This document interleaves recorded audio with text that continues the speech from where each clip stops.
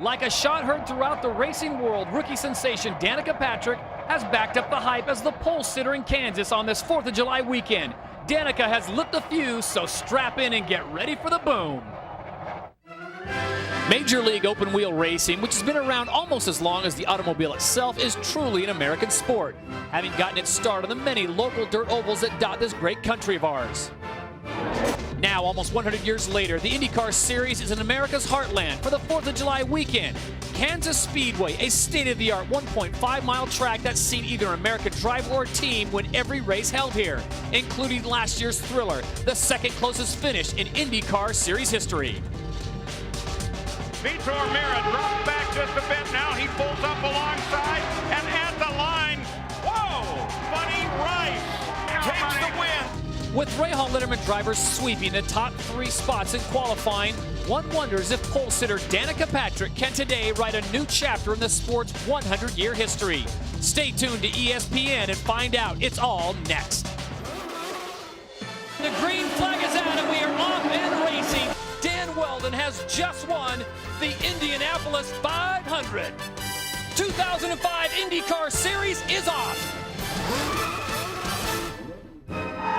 And a happy 229th birthday, America, as we greet you from the heartland of this great nation. We have a slice of Americana for you today, complete with families, fireworks, and plenty of pageantry.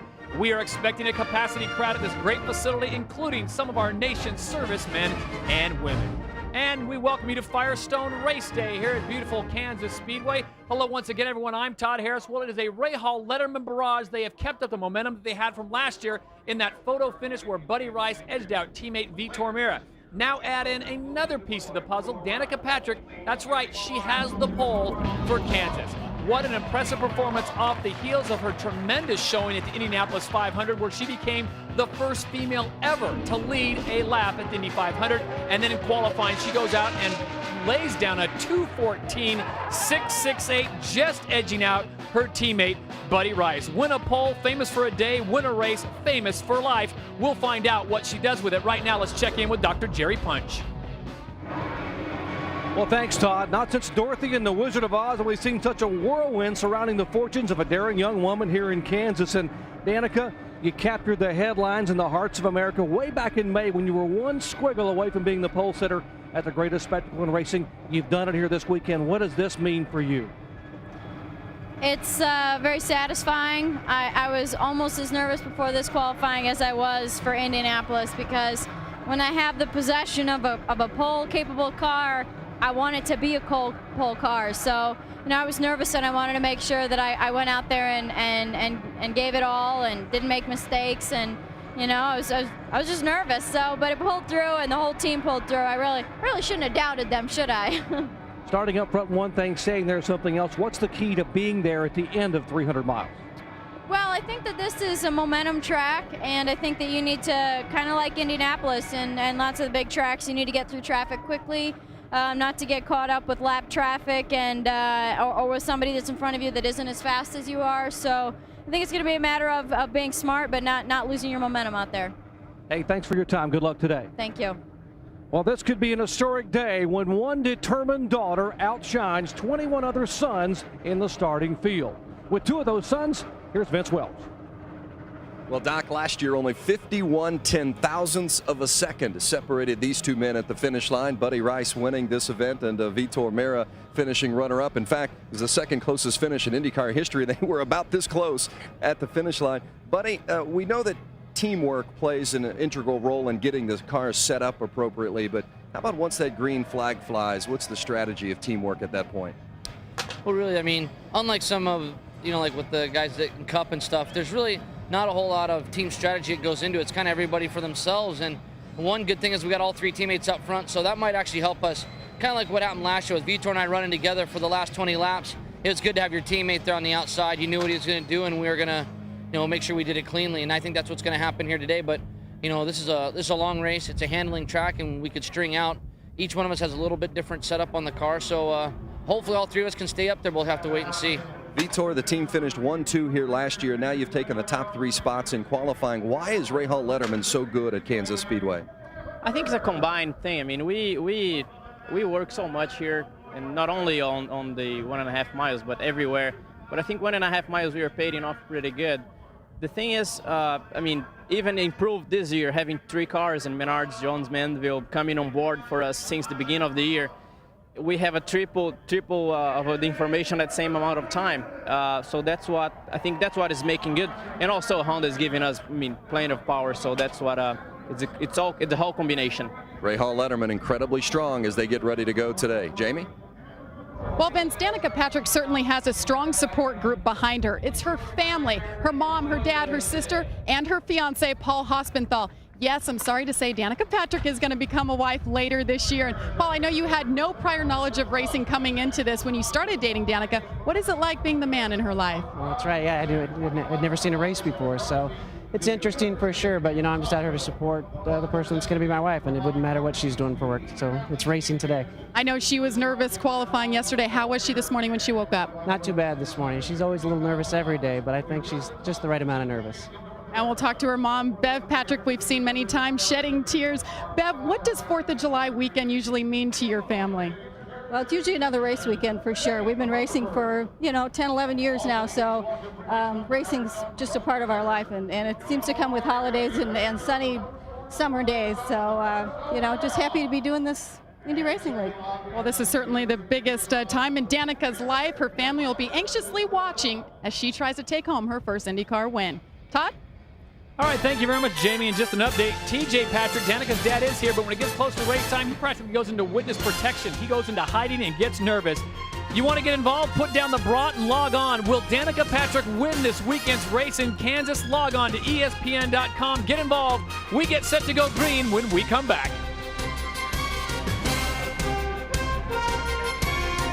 And we welcome you back to Kansas Speedway for the Argent Mortgage Indy 300, and we wish you all a very happy 4th of July. It's a very nice day outside if you like warm temperatures in the heartland of America. We are almost set to go with the Indy Argent 300. The drivers are on the grid, getting ready to climb into their cars, including our pole sitter, young Danica Patrick, the rookie sensation for Team Rahal Letterman. She has gone where no woman has gone since 2002 when Sarah Fisher had the pole, the first one to do that. But Danica Patrick today will try to further the cause even further as she tries to pick up her first ever IndyCar win. And what the headlines that will be if she can do just that. It's now time to salute this great country with the playing of our national anthem.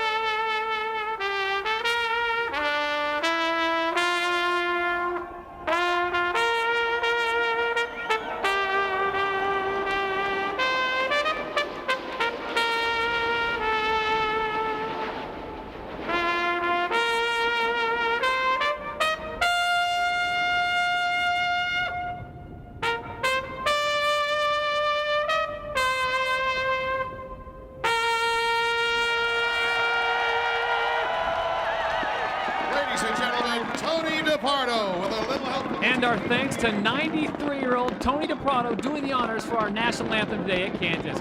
Glad to have my colleague Scott Goodyear with me. Well, Scott, the question I think everyone wants to know across America, can Danica win today? Todd, I really think she can. She's got the right team with Rahal Letterman. She's back in her comfort zone of driving on this 1.5 mile racetrack. You know, the key thing for her, she said to me the other day, I just need to build my confidence. And I think this last practice session that we had certainly did that for her. She looked pretty racy out in the racetrack. She came out of Richmond last week relatively unscathed, finishing in the top 10. This is a completely polar opposite track, but you still have to be very careful. Give her credit for both Texas and Richmond because she didn't have the car, but she made sure that she was out there finishing the racetrack.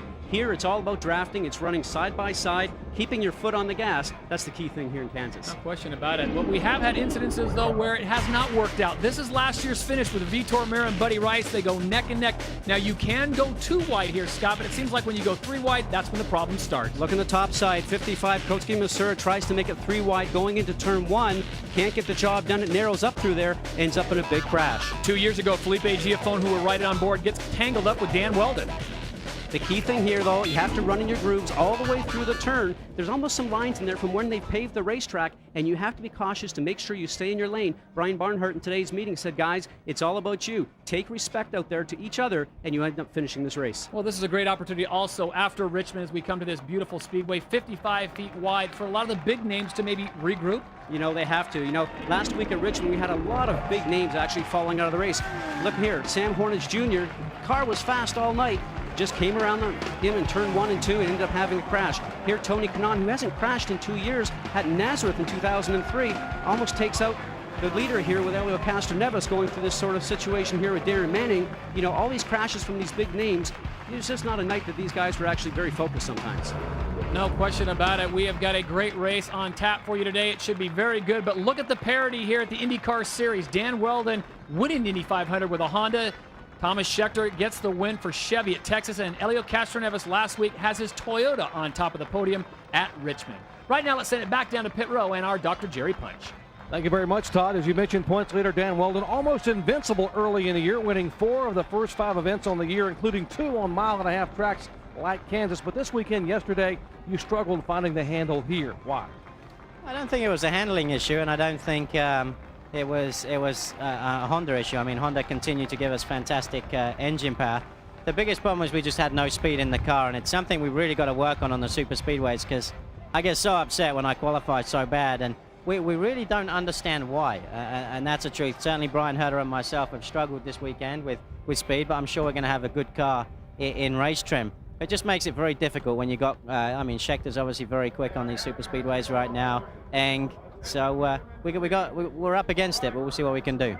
You've had a great beginning of the year, and part of that was an incredible month of May. It ended up with you winning the 89th running of the Indianapolis 500, and you were all over the country, in fact, all over the world. Your face, as you traveled around the globe, being a media darling, that had to be awfully special. That's a once-in-a-lifetime almost opportunity. Well, I think I look much better than Danica, so I'm glad they used me for that and not her. But it's no, it was a lot of fun. Winning the Indianapolis 500 was a dream come true for me. But you know, it would be amazing to win the Indianapolis 500 in the championship in 1 year, and that's what we're working towards. Obviously, the boys have got to continue to work hard, and I've got to continue to work hard to maintain this lead in the points, because right now the series is the best in the world. There's no doubt about it. It's kicking everybody's butt, and I mean, when you watch it, it keeps every fan on its feet. I mean, you can look behind me, the stands there just getting full as we speak, so I'm excited for this race. All right, good luck to you today, and thanks for your time. Thank you, I appreciate it. Dan Weldon mired back in the middle of the pack. He starts 13th. Got to be awful careful. He is the points leader here as we approach the halfway point of the season. Let's check in with Jamie Little. Thanks, Dr. Punch. Well, Thomas Scheckter won at Texas, the Panther team's first victory since 2003. He survived this close call, though, early in the Richmond race, but brought the car home to a 4th place finish. Teammate Thomas Enge had set the fastest lap of the race and was charging to the front until penalized for blocking late in the race, a call hotly disputed by the team. We got screwed. The 91 drove us in the grass. The Rockstar car was going to the front. We were going to win this race, and they made a bad call. Can Panther, with the power from Chevrolet, create another American revolution on this 4th of July weekend? Well, the Panther resurgence certainly goes both ways. If you're talking about Thomas Scheckter, he's been on a roll, obviously, the last 2 weeks. Here he starts 4th in the 2nd row. But Thomas, I have to ask you, how long is it going to take to see you in the front today? I'm not sure. We'll just see how it goes. But, you know, I like to get to the front pretty quickly and not be stuck behind 30. So we'll just have to wait and see. Well, before that, he said it's going to take about a lap and a half, so be watching the number 4 Pennzoil Panther car. And we'll talk to the man that hotly disputed what happened last week with his teammate Thomas Enge. He was black flagged, although he had the fastest lap of the race and in Texas fastest lap of the race. Doug, after watching the video, what are your thoughts? Well, you know, I talked to Brian for about 30 minutes in his truck after the race. You know, I obviously understand what Brian did. What I don't understand is how a car 5 laps down can continue to cut us off and not get a black flag, and the only one of the night we get when we're racing for position. fastest car on the track. We've gone from 8th to 3rd in about 15 laps. We thought we had a shot of winning. So we were a little upset. I'm a little calmer now. I've had a week to get over it, so we're ready to go racing here at Kansas. Of course, he's talking about the president, Brian Barnhart of the Indy Racing League. Doug Bowles, he's like the nicest guy out here, and now everybody's calling him Mr. Mean after that TV appearance. Thomas Enga, though, guys, he was fastest in practice this morning. Look for him to do big things today in the number 2 car. Vince? Well, Jamie, one of the allures of auto racing is how different things can be from race to race. And for the evidence of that, you have to look no further than the Target Chip Ganassi team. Take last weekend at Richmond. Scott Dixon touched with Dario Franchitti and into the wall went the 9 car. Darren Manning made contact with Roger Yasukawa. Manning went into the wall. And rookie Ryan Briscoe also made wall contact at Richmond International. So 3 cars into the wall can be very expensive. You see over $360,000 in damage. And Darren Manning starting 5th today. Things have changed. Manning starts 5th today. Scott Dixon up toward the front. Ryan Briscoe qualifies 11th. And team owner Chip Ganassi had a talk with his 3 drivers this week. Ryan, what was the message from Chip? Well, it wasn't the best of messages, put it that way. You know, it wasn't very appreciative of all these 3 drivers going into the wall. So, you know, we knew we were in for a bit of a telling off, but he just wanted to set a few things right and made sure we picked up our heels for this race, which it seems like we're doing so far. And of course, I made mention of Ryan, but of course this is Darren Manning in the 10 car. So yeah, I'll get you straight there. Thank you. Keep me straight. Darren Manning and the Target Chip Ganassi team, as mentioned, Scott Dixon starting 7th today and Ryan Briscoe starting 11th. So it's a very good day for the Target Chip Ganassi team. They'll try to continue it on from a qualifying effort to a race performance. And Todd, I know you guys will be keeping an eye on them. All right, thank you very much, Vince. Well, the skies are starting to blow up just a little bit of rain this morning, but the temperature is coming up and coming up quick, and the Firestone Race Day has come to a conclusion. We thank you for watching. When we come back, we go green at the Argent Mortgage Indy 300. When we come back, much more. The race begins right here on ESPN. Stay with us.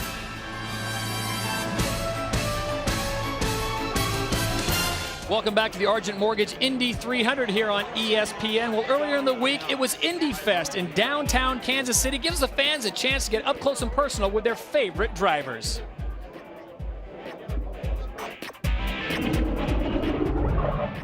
I'd like to give a huge thanks to the Connecticut National Guard troops with Company A of the 242nd Engineer Battalion from my hometown, Norwalk, Connecticut.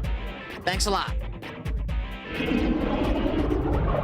I'd like to say thank you to all the Texas National Guard soldiers, especially those from my hometown in Hockley, Texas. Thank you. Happy birthday, America, and hooah to the Army Reserve component soldiers of the 826th Ordnance Company and the 863rd Engineering Company, both in Rockford, Illinois, near Roscoe, where I'm from. And we extend our thanks to the brave servicemen and women protecting this great country around the world. Well, the grid is set. We are almost set to go. But, Scott, $360,000 for Target Chip Ganassi team, that's a bit of money. It's a lot of money, and that's what drivers always know, that when they go to hit the wall, if you're not injured, then you got to go back and talk to the team owner. Unbelievable. We are almost set to go here. The fans continue to pour in as we review the grid here and tell you exactly where everyone will start. And, of course, unless you've been living under a rock, you know that Danica Patrick, the rookie sensation, will start on the pole from Roscoe, Illinois at 2:14.668. The pride of Roscoe, Illinois. Her teammate Buddy Rice out of Phoenix, Arizona will start second.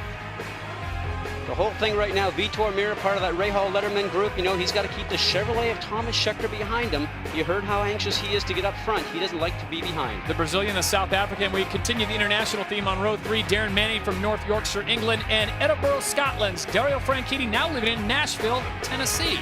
On row number 4, former INDYCAR Series champion Scott Dixon, originally from Auckland, New Zealand, and Tony Kanaan, the current INDYCAR Series champ from Salvador, Brazil. Row 5's got Scott Sharp out of Norwalk, Connecticut. Sam Warnes Jr., Defiance, Ohio. Row 6, Ryan Briscoe, I think a great young rookie. Going to get a win sometime here. Thomas Engo, another fast guy. Thomas Engi probably could have won that race last week in his mind, or obviously in the owner's mind. Dan Weldon, the Indianapolis 500 winner from Emberton, England, and Elio Castroneves, our winner last week. They will be on row number 7. Row number 8 has Kosuke Matsura from Aichi, Japan, and Brian Herta out of Warren, Michigan. Moving back in the field on row 9, it's Roger Yasukawa out of Los Angeles, California, and Alex Barron out of Menifee, California. And row 10, Ed Carpenter, Indianapolis, and Patrick Carpentier, row 10 out of LaSalle, Quebec. Jimmy Kite and AJ Foyt IV, Stockbridge, Georgia, and Hockley, Texas, respectively. Right now, let's toss it over to public address announcer Dave Monday for the most famous command in racing.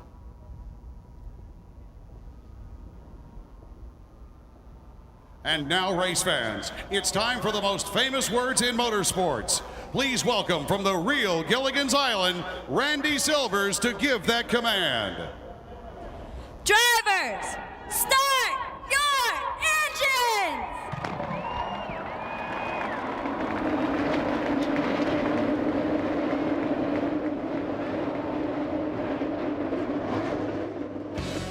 0.4 of a second separated Buddy Rice and Vitor Mira last time by. What must Bobby Rahal be thinking right now? At the midway point, Mira comes storming back. They set up for turn number 3. Still side by side. Get the cameras ready for a photo finish. Mike King, who's going to win it? Vitor Mira on the outside. Buddy Rice on the inside. Mira looking for his first career win. Who's going to get it? At the line, it's going to be Buddy Rice. Buddy Rice by 51/10,000ths of a second has beaten Vitor Mira. And the last 3 winners on the IndyCar Series, Dan Weldon at the Yard of Bricks, Thomas Schechter deep in the heart of Texas, and last week in Richmond, Elio Castroneves climbed the fence once again. That takes us to our current race here at Kansas Speedway on a 4th of July weekend. Glad you could join us. The big question is, can Danica get the historic victory? But right now it's time for Scott Goodyear's keys to the race. Well, the first thing right now is pit stop strategy.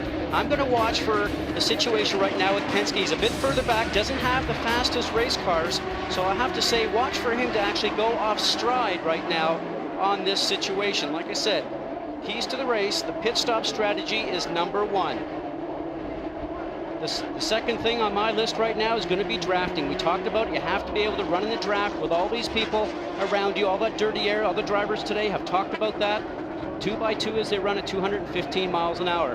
The last 10 laps, the next key for me, you have to be around, set yourself up in the last 10 laps. We always see a change going on here at that point. And the very last key, and we see it every year that we come here, the last lap, last turn.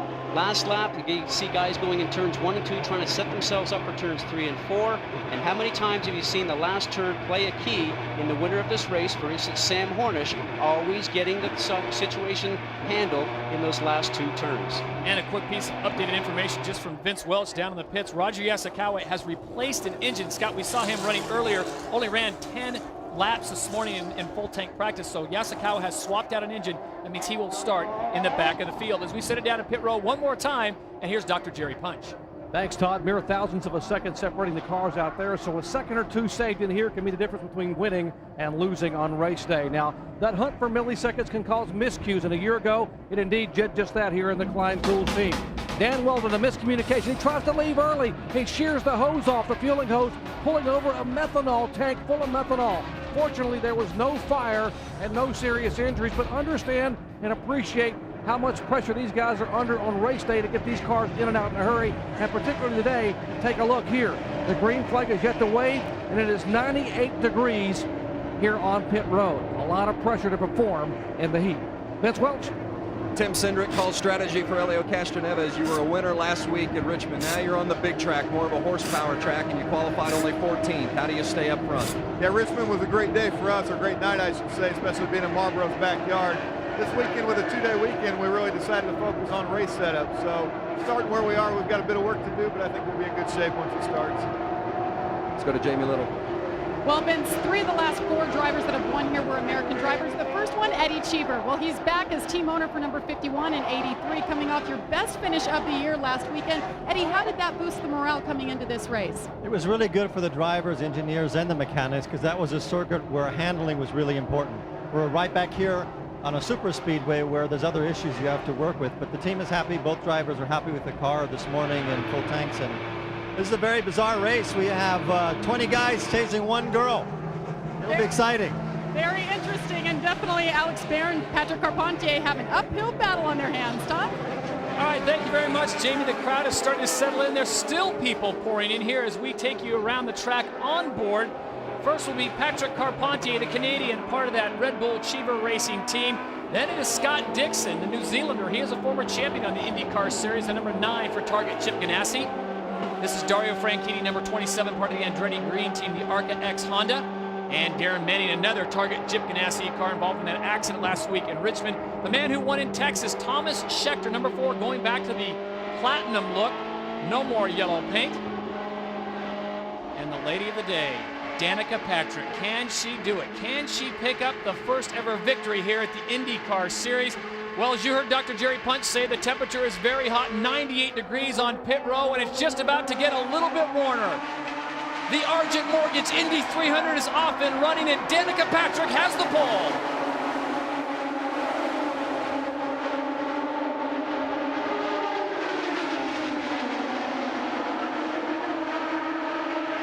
And just like that, Scott Goodyear, everyone is rushing to the front. Is this a case where they don't think Danica can hold on, or everyone's just jockeying for the good position right now? Well, all the drivers, especially Danica right now, those butterflies in your stomach before the start.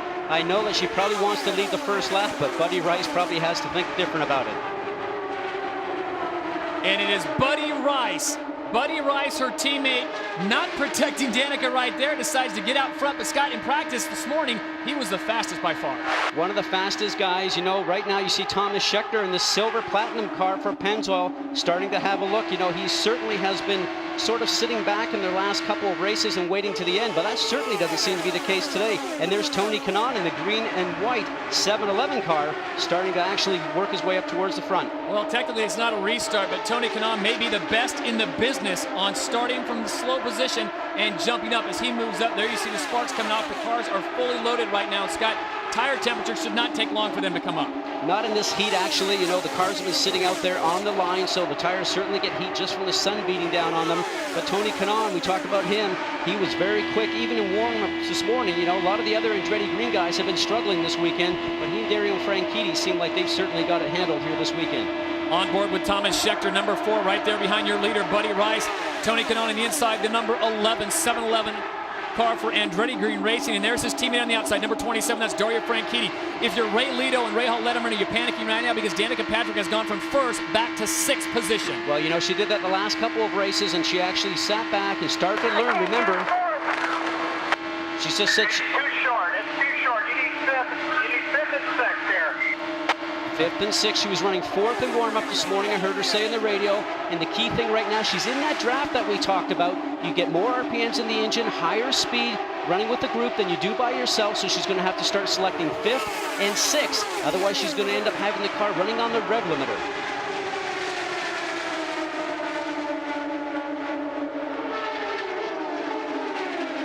So Buddy Rice continues to lead. A lot of chatter early on between Danica Patrick and her pit, Scotty. I don't know if it's a surprise. She's now slid back to 8th place. Do you think there's a problem with the gearbox? Well, we heard her say, maybe I can't get it into 4th. We'll have to check in on that. But the key thing right now is just to learn about the race car. They did make a lot of changes in warm-up this morning with some springs and the height of the car. Did the same thing on Buddy Rice's car. But this is a learning experience.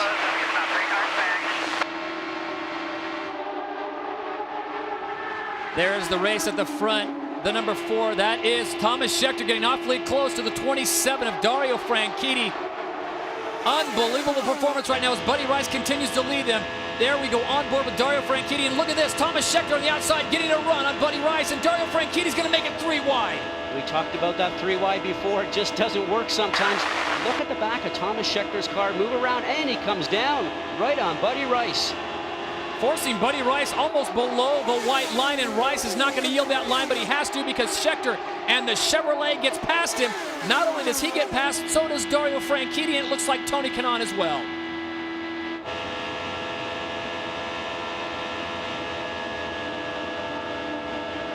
Scott, I know Brian Barnhart, the president of the IndyCar Series, always preaches patience, But we're only 9 laps into this 200-lap affair, and everyone wants a piece of that starting position. Well, you know, the key thing, I talked to a lot of drivers this morning. Everybody still seems riled up just from the race last week at Richmond. You know, that short little 3/4-mile track like a bull ring. But, you know, we're in the thick of the season right now, and you can't let races get away from you if you want to chase the championship. Schechter leads. Franchitti sits in second. Then it is Andretti Green with Kanaan and Weldon taking up third and fourth as we check in with Rahal Letterman and Dr. Jerry Punch.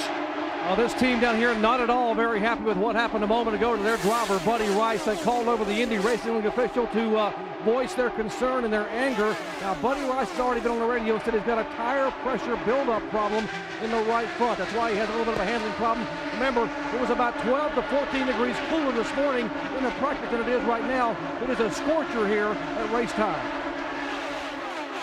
All right, thank you very much, Doc. He's right. We came in this morning, Scott. We had a little bit of rain. Temperatures were very cool, but in the last hour, the skies cleared. The humidity and the heat has come up indeed, and the racing is getting just as hot as Thomas Schechter continues to lead the Argent Mortgage Indy 300 back to Kansas in just a moment. Welcome back to Kansas City. Kansas, your leader continues to be Thomas Schechter. ESPN's presentation of the Argent Mortgage Indy 300 is brought to you by Argent Mortgage. Ask your mortgage broker about an Argent loan or visit argentloans.com. By Firestone Tires. And the new Q from Quaker State, the heat-activated oil that helps maximize the power of your engine.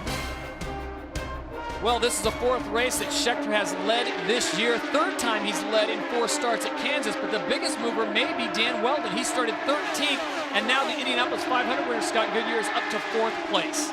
For a guy that said he was very disappointed with qualifying, and he said the car just wasn't fast when it rolled off the trailer here this weekend, but the key thing I think for him right now is patience. He has a good race car, made a lot of changes for warm-up. He's the points leader, and he has to make sure he stays out and collects some more points just to continue padding his lead if he can. Weldon may be out in front, but he has the 3 of the 4 fastest race laps turned thus far. We're almost 20 laps into this thing, and is this a case, Scotty, where Andretti Green was playing possum yesterday because it was woe is us, we can't find the power, we can't do this, and now look at Andretti Green has 3 of their drivers in the top 4. Well, I'll tell you right now, those guys are really struggling. Like I mentioned, when they came here, a lot of long faces over there, a big powwow I heard last night in the Andretti Green camp, and the key thing for them there again is just to make sure they're there at the end of the day. And we're actually catching up with some of those guys this morning, and for more information on that, let's go down to Vince Welch. Well, Scott, in visiting with Brian Herta, of course, Herta is the one of the 4 drivers for the Andretti Green team that did not have a particularly good qualifying run or a very good weekend, and it has not been a pleasant day even so far for Brian Herta. Herta told us they've got the car trimmed out as trim as they can get. They're flat out all the way around, but the car is still 3 to 3.5 mile an hour slower than everybody else. And Scott, that can't be a very comfortable position for any driver. First, we'll check in with Jerry Punch. All right, thank you very much, Vince. You know, Danica Patrick, our pole sitter, has now slid back to 9th spot where she's running comfortably. I'm with Ray Lito, the engineer who's on the radio watching Danica and calling. Ray, what happened early on with her dropping back tonight? Not really sure. I think we were just settling in. We had a little bit of understeer in traffic there. You know, once Buddy got around us, we just had a little push, and I think we're just working back from that. Car's getting better every lap here. We heard Buddy say he wanted a front wing and some air pressure changes. You guys made a lot of changes at the team this morning. Will you change Danica like that on the first stop? Well, we'll see. Maybe another 20 laps, make a call on that, whether we need to change the air pressure or add a little front wing. We'll see how it goes towards the end of this stint. Okay, that's Ray Lito, and they made a lot of changes this morning because it was much cooler than it is now, and obviously those changes not to the liking of Danica Patrick or Buddy Rice. All right, thank you very much, Doc. As we get a look at our leader, number 4, that is Thomas Schechter. Behind him, number 27, Dario Franchitti. And to bring up a question, you look at Buddy Rice, who's sitting 8th. Danica slid back to 10th now, Scott. It's a long race. I mean, we're going 200 laps. Patience is definitely the key. Patience always is one of the big issues here at this type of racetrack. Restarts is another issue. Make sure you don't damage the car. We saw how close those guys were earlier on with Schechter and Buddy Rice. You can't nip a wing here or do anything of that nature because you end up ruining the race car and you'll go back. You have to have a lot of patience here. Brian Barnhart this morning in the driver's meeting, the president of the IRL said, guys, take care of each other out there. It's all about you getting to the end of the race. Well, Danica Patrick started on the pole, and she is now in 9th.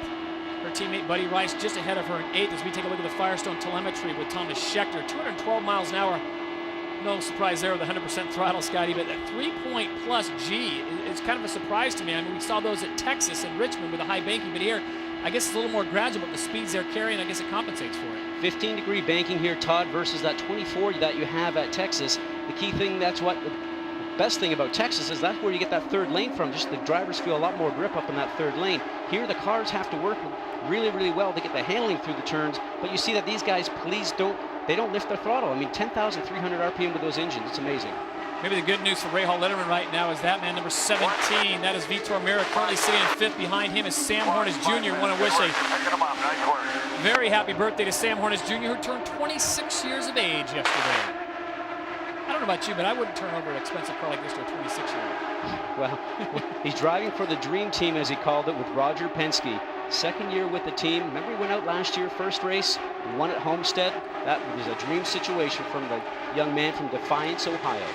And he is no ordinary 26-year-old. Sam Hornish may be the most capable driver in the state of Kansas today, other than Scott Goodyear. Well, you're being polite, but I'm much older than him, let me tell you that. Well, you got us to the hotel real quick, so that was fantastic. Thomas Scheckter continues to lead the Argent Mortgage Indy 300, followed by Dario Franchitti and Tony Kanaan. Much more when we return. Right now, you go side by side. Welcome back to ESPN's coverage of the Argent Mortgage Indy 300 from Kansas Speedway. Todd Harris along with Scott Goodyear as we ride on board with Patrick Carpentier. There is your leader, number 4, Thomas Scheckter. Lap 33 of 200, Scott. So far, the Chevrolet Power looks like the team to beat. A lot of people worried in the paddock about this Chevrolet Power, Todd, because they know they really got onto something just a few races ago, really starting at the Indianapolis 500. Obviously went along and won at Texas. Franchitti, though, in the Honda has been hot pursuit ever since the beginning, and then obviously his teammate directly behind him, the green and white car 711 of Tony Kanaan. There's Dan Weldon behind him. Dario Franchitti, though, and Tony Kanaan and Dan Weldon, part of the Andretti Green team, also with Brian Herter, who sits right now in 11th place. Maybe known more as a short tracker, Dario Franchitti, but right now he's shown his prowess on the super speedways. He certainly has. Came in here really as a road course driver like a lot of these guys, and has really taken to the ovals and is really shining on just the short and the long ovals today. There's number 26. That is Dan Weldon, the red and white Klein Tools car. He is the reigning Indianapolis 500 champion, winning that race just this past May 29th. And as Dr. Jerry Punch pointed out, he has had a whirlwind of media attention throughout May, June, and into July. Behind him is Vitor Meira, part of the Rahal Letterman team. He started 3rd. He has moved back to 5th, but for Rahal Letterman, that's actually a pretty good thing considering where Buddy Rice, who started 2nd, is in 8th, and Danica Patrick, who started 1st, is in 10th. The key thing is not to panic and be patient, as we talked about. Sam Hornish has done a great job starting 10th and currently up to 6th place. You know, he's really turning some great laps in here. Watch for those guys to maybe try and run some different fuel strategy today. Another Chevrolet, that is the rock star Thomas Engay ride, the number 2, the young man out of the Czech Republic. A rookie, but he shows a world of upside. Very strong, great driver on the road course also. Has won the Le Mans class in GT1 just a couple of years ago. Buddy Rice right now sits in 8th. He started 2nd. He is the defending champion here at the Argent Mortgage Indy 300. And a lot of pressure on him. And I guess Danica Patrick, this is their sponsors event, and they sure would like to win it like Buddy did last year. Now we have a pass taking place right here, and that's Elio Castroneves, the 3 car, part of the Marlboro team. Penske moving ahead of number 16, Danica Patrick. Wasn't very happy with his car, and Danica Patrick comes back on the low side. Very good to get the position back, keeping your foot in the throttle on the low side all the way through the turn 3 and 4 complex. So Danica sits in 9th place as we ride on board. Elio Castroneves just behind her, and that is your top 10. Brian Herta now sits in the 11th position. As we go back to the front of the pack, there is the Platinum Chevrolet of the man from South Africa, Thomas Scheckter out in front, and Dario Franchitti right now, Scott, seems content to sit behind him and work with Tony Kanaan and Dan Weldon. Is this a pit strategy thing? Because we know the pit's window is probably, what, 45 to 50? Well, you don't want to risk trying to get by somebody this early in the race, so right now maybe he is trying to save just a little bit of fuel. Maybe he didn't feel like he could get the job done. You actually figure out what your car is doing now. We heard Ray Ladle talk about maybe we'll make a change in the car, but we won't know until maybe another 20 laps or so. The key thing as Thomas Scheckter starts to look going around Jimmy Kite is that you want to make sure you make a couple of changes in the car, see how it reacts, follow the track changes, as we say, and maybe make the car the best it can be at the very end of the race. Well, Jimmy Kite really off the pace right there. The ethanol-powered sponsored vehicle is trying to get around there, but right now Kite, who ran in the truck race last night, the Craftsman Trucks race, took 22nd as we take a look at the Toyota lap leaders after 39 laps, and it's all Thomas Scheckter. Of course, Buddy Rice grabbing the first 7, but Scheckter looks so strong. Whatever they did in Texas, Scott, they should not change a thing. It is Scheckter leading, followed by Franchitti and Kanaan. Danica Patrick sits in 9th, just turning a very fast lap. Can she move up? We'll find out after this.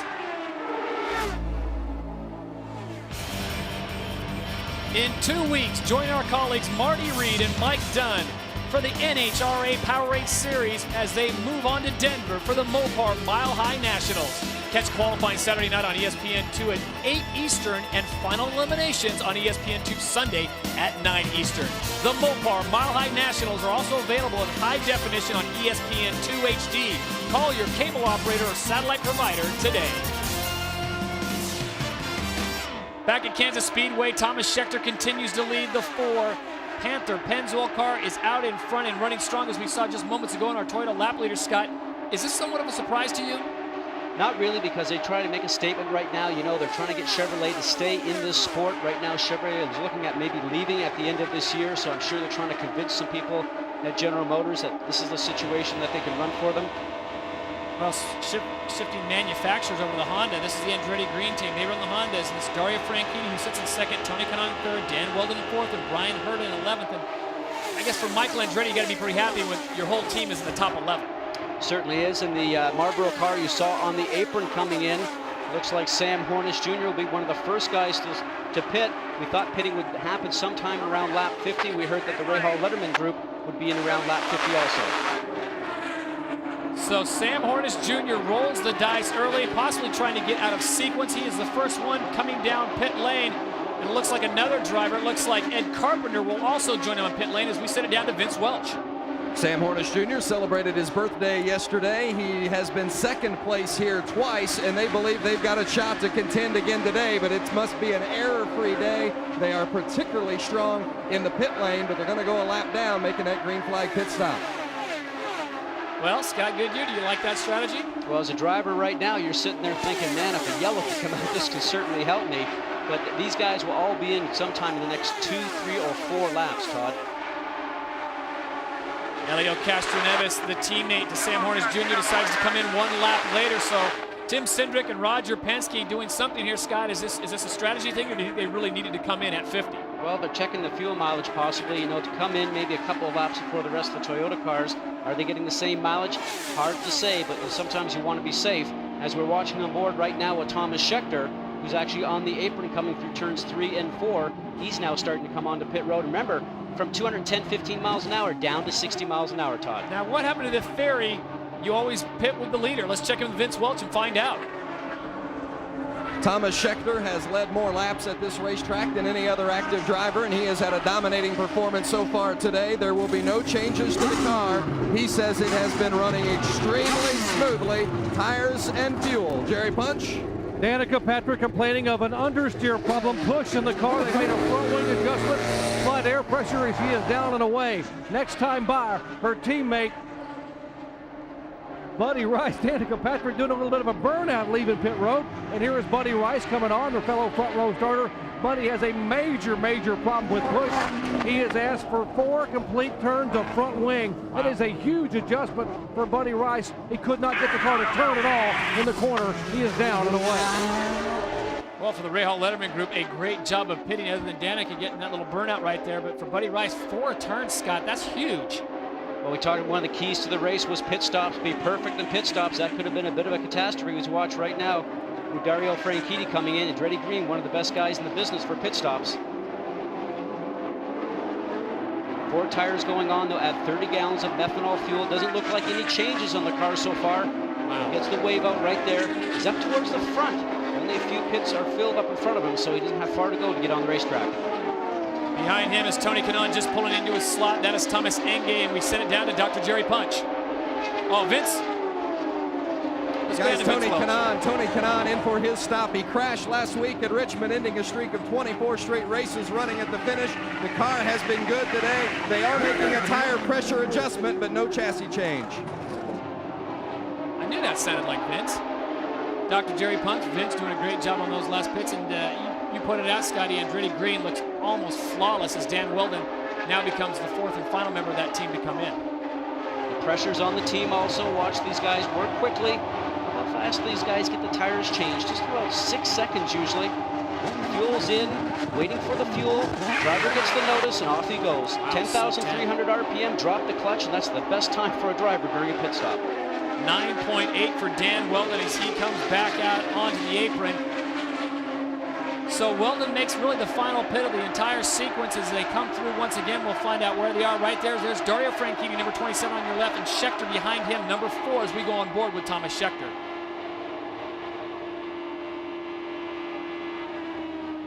We have a yellow. Turn 4, we've got a problem. It looks like it may be Roger Yasukawa, number 24. And it happened so quickly, Scott. We didn't see it. The Dreyer and Reinbold car going high and going into the wall. We had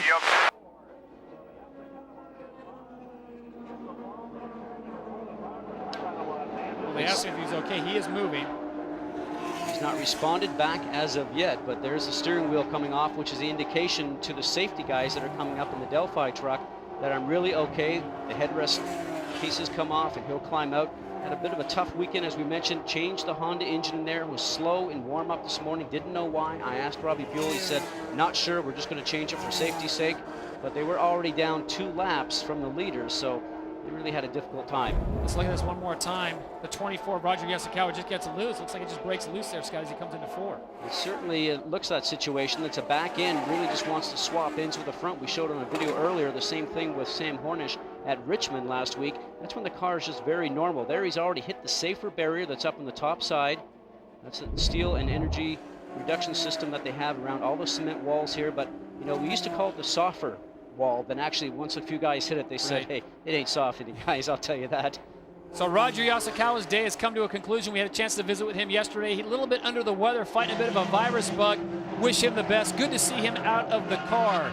When we come back, much more of the Argent Mortgage Indy 300, your leader, Dan Weldon. Welcome back to Kansas Speedway. I'm Jamie Little here, joined by Dennis Reinbold. We just saw Roger Yasukawa get into it. What did you see from your perspective? I know you had no communication on the radio.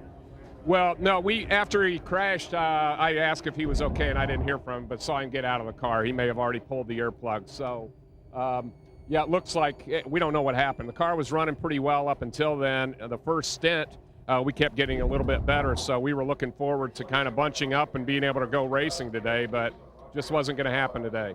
Started off a tough day. You guys had to make an engine change. What was the problem this morning? Not really sure on that. We changed the engine because it didn't sound right, so we got that fixed, and it looked like everything was going really well. You know, it's hurtful when you miss a lot of practice sessions, which we did, but I think we did a good job and got the car ready to go today. Unfortunate, that's their 6th DNF and 8 starts. Vince? Brian Herta, the Andretti Green Team, told me earlier today, said he just blew a gasket yesterday. He was so frustrated with the way this car has been. Michael, now we're having an overheating problem. What's the issue? It's okay. They got it all. They had to take off one of the panels, which they did. It took a little longer in a pit stop, but the temperatures are fine now. Ever figure out what the problem was in regards to why Brian is so much slower than the other 3 drivers? We're a little confused right now, to be honest with you. We had the problem at Indianapolis in qualifying as well, and it seems like it's showing up here again. And you know, we're just trying to figure it out, but we don't have it figured out yet. AGR trying to fight through it. Doc? Well, Buddy Rice and Danica Patrick from the front row back to row 5 early on here. Let's find out what their problems were. I'm with Chief Operating Officer Scott Remke for Rahal Letterman. And Scott, major chassis adjustment for both Danica Patrick and Buddy Rice. Have you been able to fix the problem? Yeah, I think so. We ran in front there at the start until we got pushed into the grass out back. And then in traffic, the car picked up a push. We added some front wing, adjusted the tire pressure. I think we'll be fine.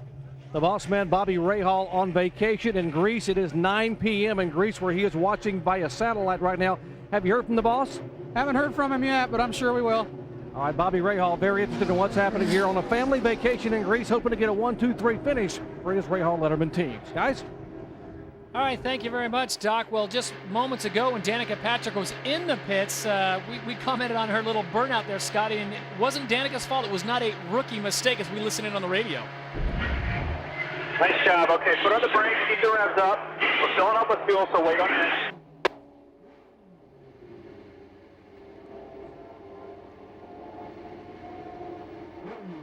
Go, go, go, go, go, go.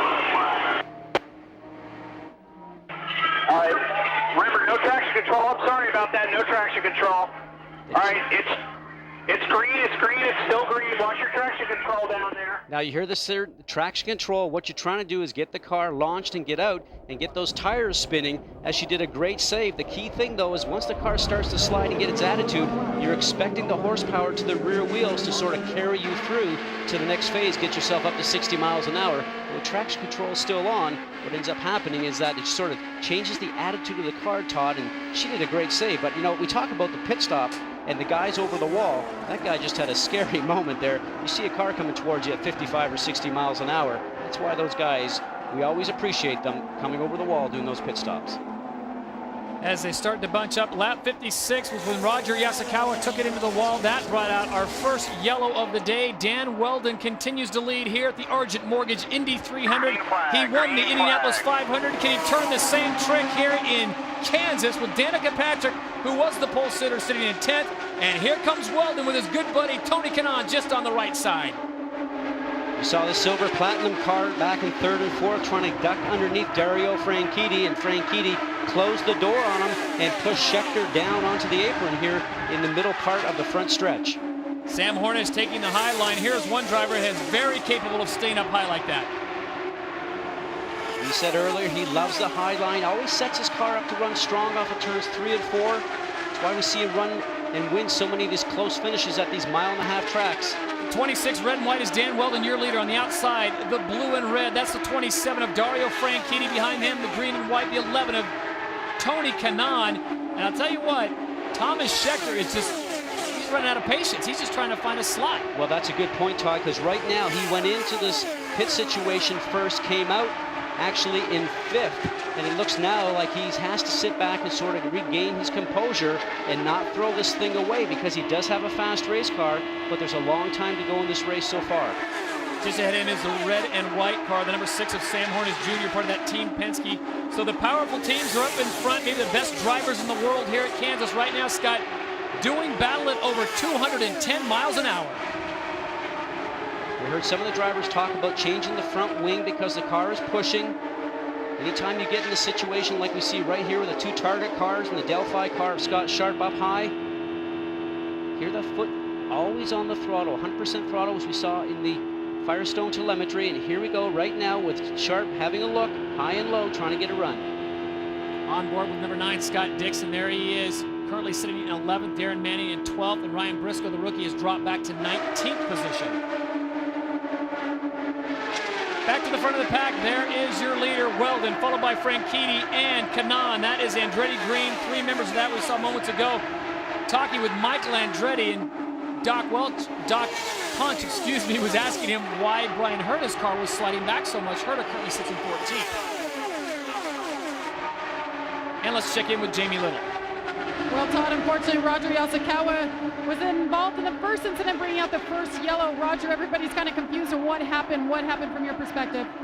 Well, the car was pushing at the first stint. We came into the pit and we added some front wing. And as I was passing Anthony Foyt, he kind of moved up on me, but all of a sudden the car just got loose, and it seemed like I lost some air. And the car just spun, hit the wall. So we really wanted to finish the race. We haven't been getting any luck this season, so hopefully we'll have some luck next weekend or next race at Nashville, and at least finish in the top 10. Like we said earlier, he's only finished 2 races this year. Guys, better luck in 2 weeks in Nashville. 26 is Dan Weldon inside, and once again, here comes Thomas Scheckter. Scott, just moments ago, he was in 5th place. And now he's pushing for 1st. And Weldon is just not going to yield that inside line as we push him up high. Keeping on the low line is what Weldon has to do, not to drift up and move Scheckter up, but he certainly tries to do that. Scheckter's trying to push Weldon down towards the white line. They're both battling for position here, going through the turn, the proper line. And right now, the guy that's sitting back there waiting is Sam Hornish. In a bit of a precarious situation, because if these 2 guys get together, then starts what we call a chain reaction big one. Sam Hornish, who worked together with Thomas Scheckter back in Texas, possibly having a little look at it once again. I don't know what the radio communication's like, but it is still Weldon on the inside. And look at that, all 3 manufacturers represented up front, the Honda, Chevrolet, and the Toyota, going 1, 2, and 3 with Tony Kanaan on the low side. Shows you how well Sam's car is working. Watch these guys, 215, 18 miles an hour through that tri-oval, and that's just probably maybe a foot away, a little closer in the turns. That is the beauty of side-by-side. You miss nothing as we keep this on screen for you. We take a break. This is the Argent Mortgage Indy 300. Your leader, the red and white car of Dan Weldon. With a formation as tight as the Blue Angels, we welcome you back to the Argent Mortgage Indy 300, where the lead goes back and forth between Thomas Scheckter and Dan Weldon. Folks, you don't want to miss any of this because, Scott, this is how it could come down to the finish, just like last year. Always happens at these mile-and-a-half tracks like this, Todd, but this is what the drivers love right now. You're nestled in that cockpit, your foot is hard on the gas pedal, you don't want to lift off, because if you do, you know you're going to slow the engine up. Sometimes what these guys do, if they have to actually get off the gas, they'd rather not. The foot's planted on the throttle, their left foot comes over, touch the brake just a little bit, and keep the RPMs up on the engine. Remember, 10,000 RPM maximum.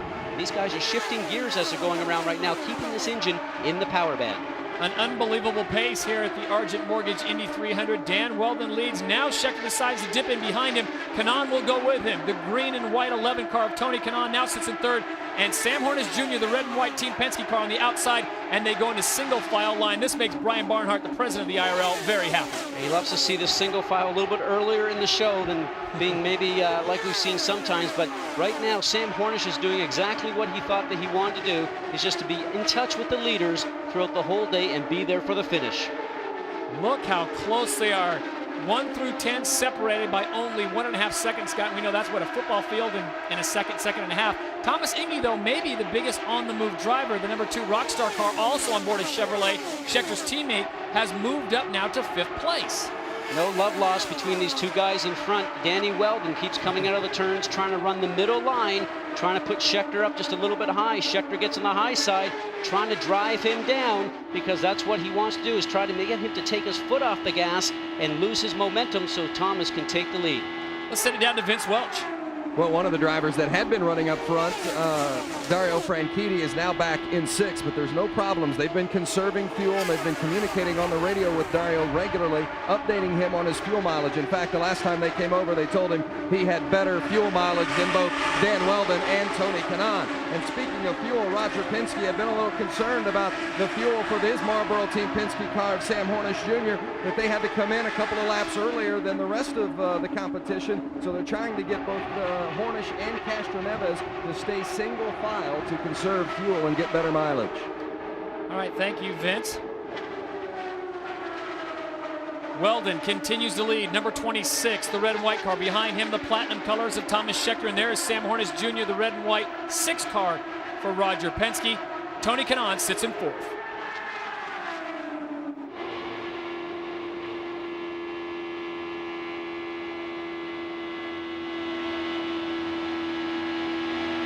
On board with Thomas Scheckter as we take a look at our Toyota lap leaders. And Scott, this really is no surprise. Thomas Scheckter has been dominant, but now Dan Weldon, a guy who we saw in practice not having a great run of it, and really got his troops together and, I don't say shoot him out a little bit, but whatever he did, they did something right, because now he has 20 laps led as we are 82 laps in, and we check in with Dr. Jerry Punch.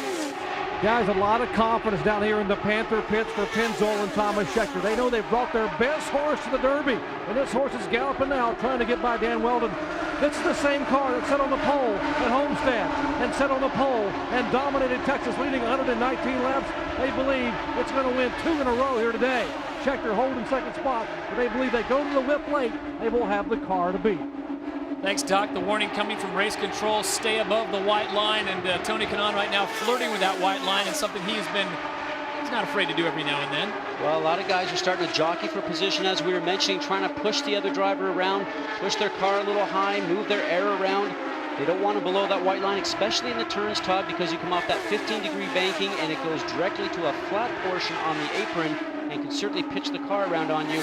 They will actually take the opportunity to try and do that down the back stretch or maybe on the front stretch, but really you have to concentrate and say that's almost like grass below that white line is what we're instructed to do all the time.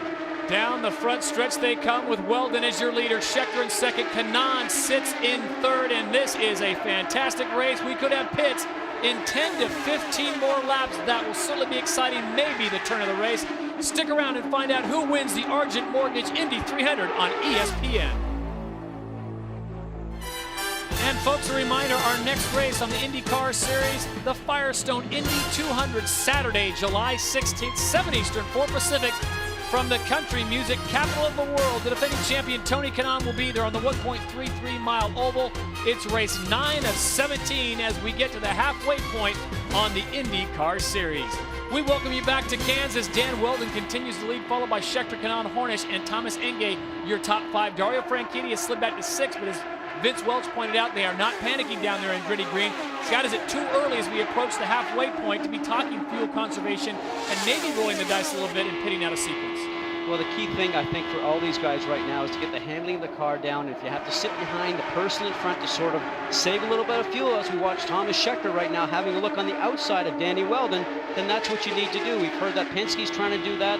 Maybe that's exactly what Dario Franchitti is doing. Still a long way in this race, as you mentioned, not past halfway, but I would really be concentrating on getting my car working in traffic, finding out exactly where the best place in the race track is for my car to excel at, because you need to be able to start thinking about these last 10 laps that always come down to the winning of this race. Your back corner, still outside. Schechter's right with the corner, she's right with him. Schechter's still outside. You hear the chatter on the radio of Dan Weldon. Since their last pit, Dan Weldon pitted on 54, Schechter on 50, so that would say that he would probably come in first, or Hornish Jr. actually in 47. Still 20 of the 22 cars in the lead lap. Rob Yasukawa is out, and Jimmy Kite is the only one not in the lead lap, and that's with one caution. So the pace is unbelievably fast today, Scott. A fast pace, these guys are routinely clicking off anywhere from 208, 9, sometimes 12 miles an hour. And that's a pretty fast race pace right now. That's when you start using all the fuel also, Todd, when your foot's just pegged down to the ground like it is. And right now, I would have to say that these guys are going to have to start maybe slowing this pace down if they want to start to conserve fuel. Thomas Enge not worried about the high price of gas right now as he sits in fourth and gets past Tony Kanaan.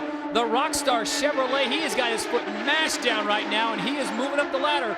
We talked about him, Scott, earlier. He was in fifth, and now Enge moves up to fourth. Here's a guy who, well, if you ask Doug Bowles, he would have won at Richmond, but maybe making a point here for Chevrolet. Chevrolets were strong. Enge, mostly a road course driver, winning the GT1 class at Le Mans in 2003, led this year when he went back again before they had some mechanical problems. Very, very fit driver. Remember, he actually had some rib damage from falling and having an accident back in Japan, but he sort of got through that. But I would say he's just that type of guy that's very quiet, but he's going to surprise you. On board with the number 4 of Thomas Schechter, looking back and seeing what he is dealing with. Sam Hornish Jr. on the left and Thomas Enge on the right. And there you see the lead pack of 4 with Weldon, Schechter, Enge, and Hornish Jr. Those two Panther cars seem to be very fast through the middle of the turn. All the cars enter in at the same speed, but they seem like they just get rotated in that middle portion of the turn, scrubbing maybe not as much speed off as some of the other cars and being able to come out of the turn just a little bit quicker. That's where the speed comes during every lap around this racetrack. Dan Weldon is from England. He is the Indianapolis 500 champion for 2005. Thomas Schechter originally from South Africa. Then you have Thomas Enge from the Czech Republic. Sam Hornish Jr., the first American currently sitting in 4th place, and Tony Kanaan from Brazil, your top 5. Dario Franchitti, the Scotsman, in 6th.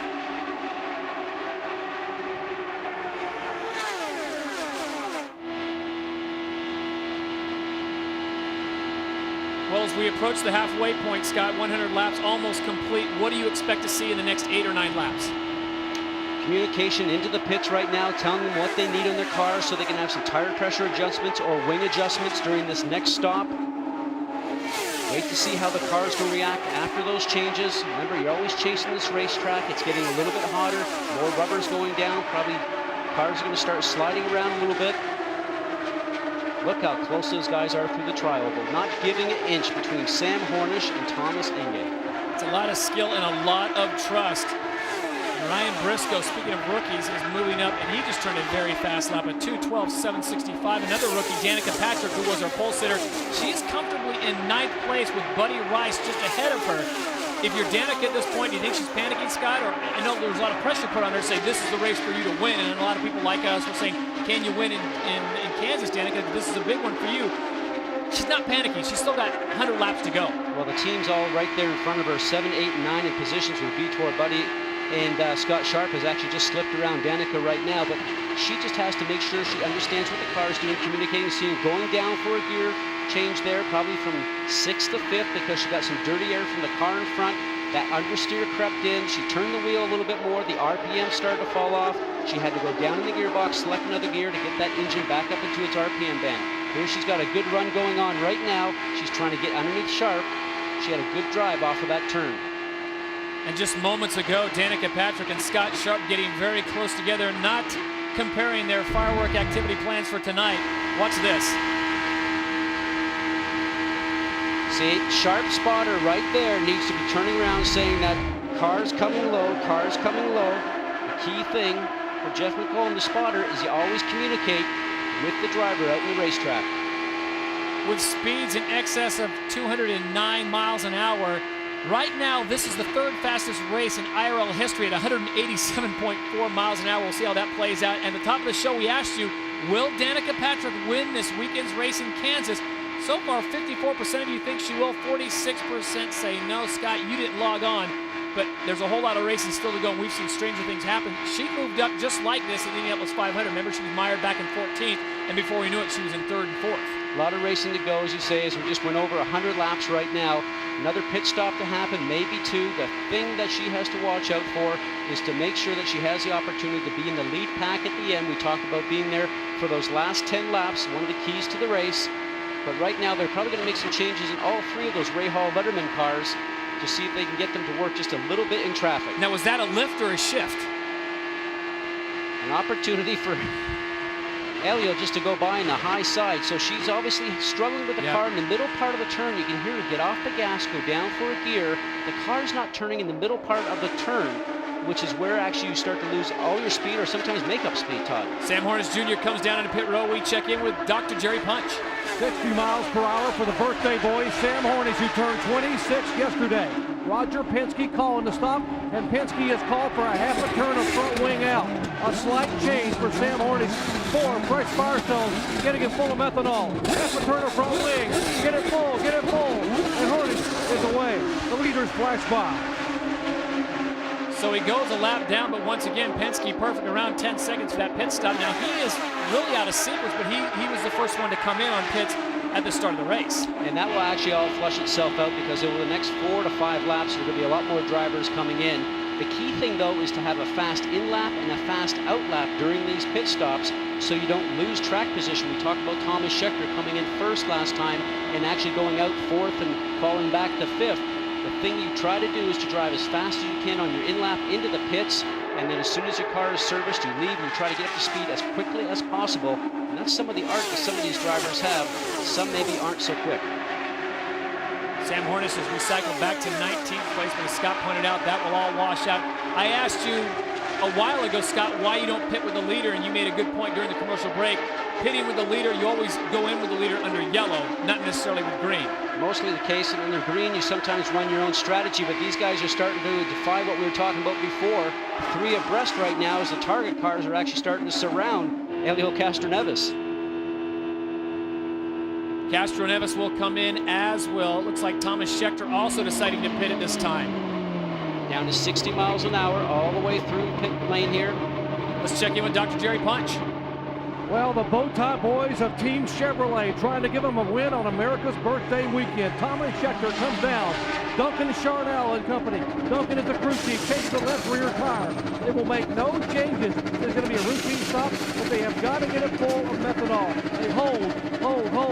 He is down and away as Danica Patrick gets ready to head down pit road. Let's go up to Jamie Little.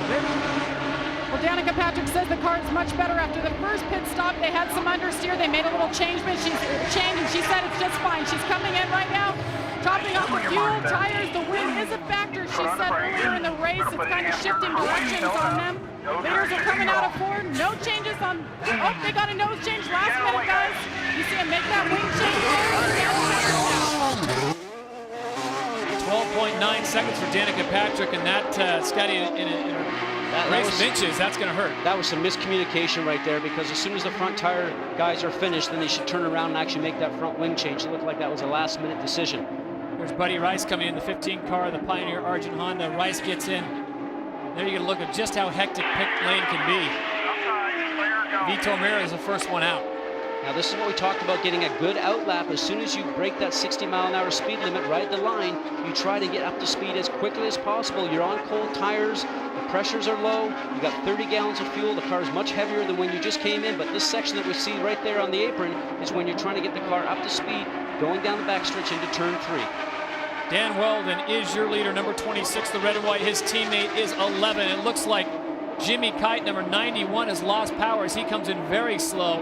60 miles is the speed limit in there, and Jimmy Kite just limping his way in. Well, 57 laps since his last pit stop makes you wonder if he actually started to cough the car and started to run out of fuel.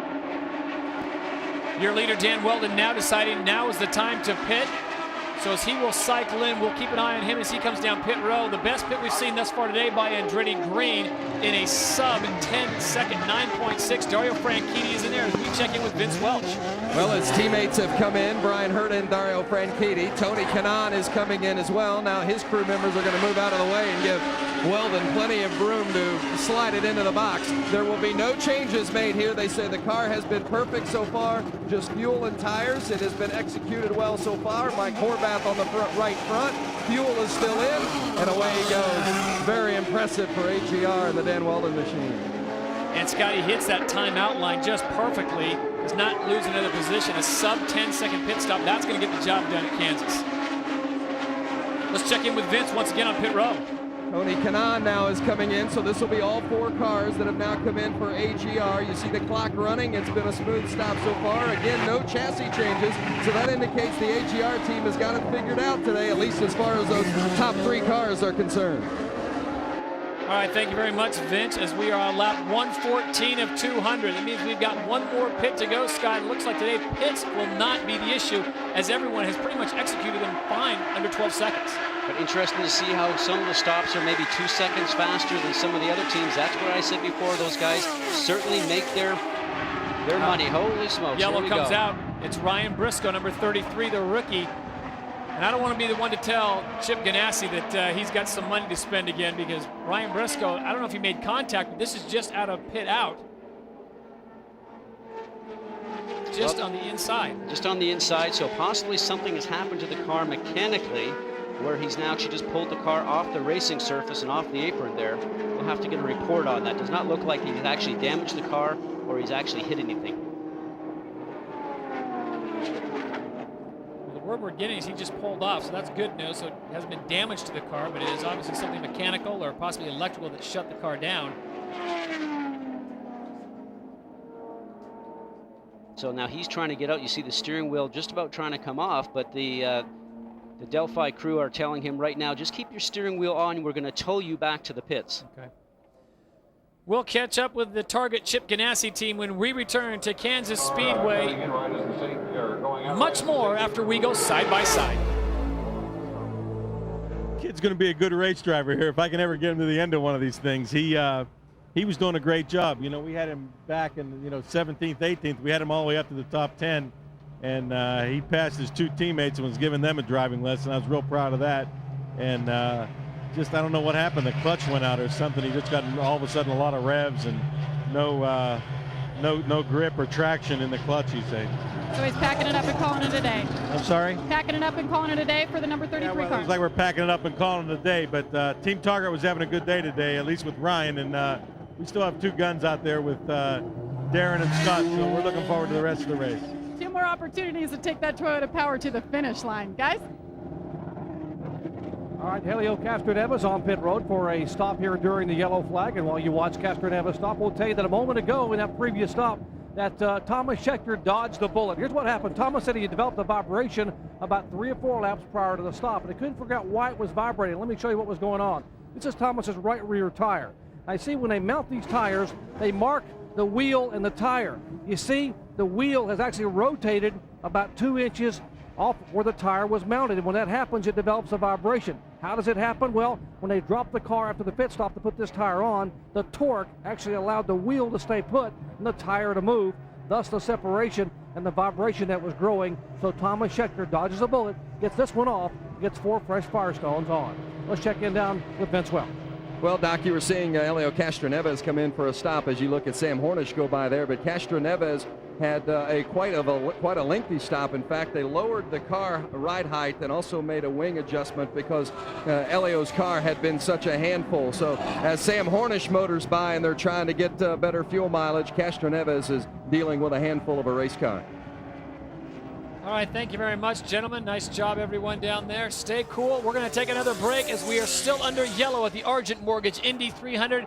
Stick around for an exciting race. When we come back, you go side by side. With 75 laps to go in the Argent Mortgage Indy 300, Dan Weldon continues to lead, followed by Tony Kanaan, and Thomas Enge now moved up to third. Thomas Scheckter was threatening moments ago, Scott, but he had what you like to call a moment. A moment for certain, and we're not sure exactly what happened. He was doing some adjustments on the steering wheel, looked like with the fuel trim, and then he got actually into turns 3 and 4, and maybe just started to slide the car a little bit high, but whatever it is, he's regained himself, and he's now on his way back. The right hand keeps reaching down to turn around and change the gears. Here he is going in behind Danny Weldon. Tony Kanaan's directly right there. Didn't look like he really, oh, look at that wiggle. We talk about a moment, that absolutely is it. That car is probably very loose right now. Neutral race car. Man, you know something, you don't think about that, Todd. That is just a reaction. Your heart starts racing more than 180 beats per minute. And we used to sometimes call that in racing a depends moment. Well, that's a moment at 208 miles an hour. And Scheckter went from 2nd to 6th place, but as Scott Goodyear pointed out, he is back on it now. He had the composure enough at 200 plus miles an hour, Scott, to grab another gear and get the momentum going again. Because you know you're done with that in the race car. In your mindset, you're actually done with what just happened. You're moving on to what's next in front of you and how you can actually regain that position back. You know, drivers don't sort of think about what just happened. They're always thinking about what's ahead of them. What tremendous reflexes to keep that animal strapped down. So it's Weldon, Kanaan, and Enge, your top 3 at Kansas. There are your Toyota lap leaders. Weldon with 65, Scheckter with 49. Scotty, I have a feeling this is going to be an old-fashioned shootout between the Brit and the South African. It's almost looking like that, and I'll tell you one other guy that's right there, Sam Hornish Jr. He seems just to get into that turn and give those guys just enough room underneath him, and nothing more, maybe a couple of inches. He likes to drive real close to everybody that's out there. Makes you earn every inch of the racetrack that you get around him. Well, the big dogs are out in front. There you see Tony Kanaan, the green and white, the 11. He currently sits in 4th, part of that very powerful Andretti green team. Dan Weldon, his teammate, is out in front. Thomas Enge from the Czech Republic has moved into 2nd. The Rockstar Chevrolet is flying, and here comes Sam Hornish Jr., the red and white, the 6 car. He is moving up on the outside, picks up a position on Kanaan. He will move to 3rd as the pace and the heartbeats quicken here in Kansas. Danica Patrick, meanwhile, has moved back to 14th place. As we take a look at her Firestone telemetry, she's running right around 210 miles an hour. There you see her cracking the throttle just a little bit, and that's Roger Yasukawa. That is Koski Matsur, number 55 on the inside. Roger Yasukawa was knocked out earlier on lap 55, and it's Danica Patrick. And Scott, as a novice that I am, with my experience driving at Richmond in my Chevy Cobalt, it does not look like Danica is comfortable with that car. Well, when you're watching the throttle right there, it's starting to go up and down. She's really working the throttle, working the car. Maybe the car's not as comfortable for her. And whenever you're off the pace a little bit and you're just sort of running in the back section, it's hard to actually get past people and keep that momentum up because you're always dicing for position. But Darren Manning right now, not giving her a whole lot of room. His car is moving around because Koski Masura up front is giving him some dirty air. So his car is sort of dancing, and he's just trying to keep the thing going straight.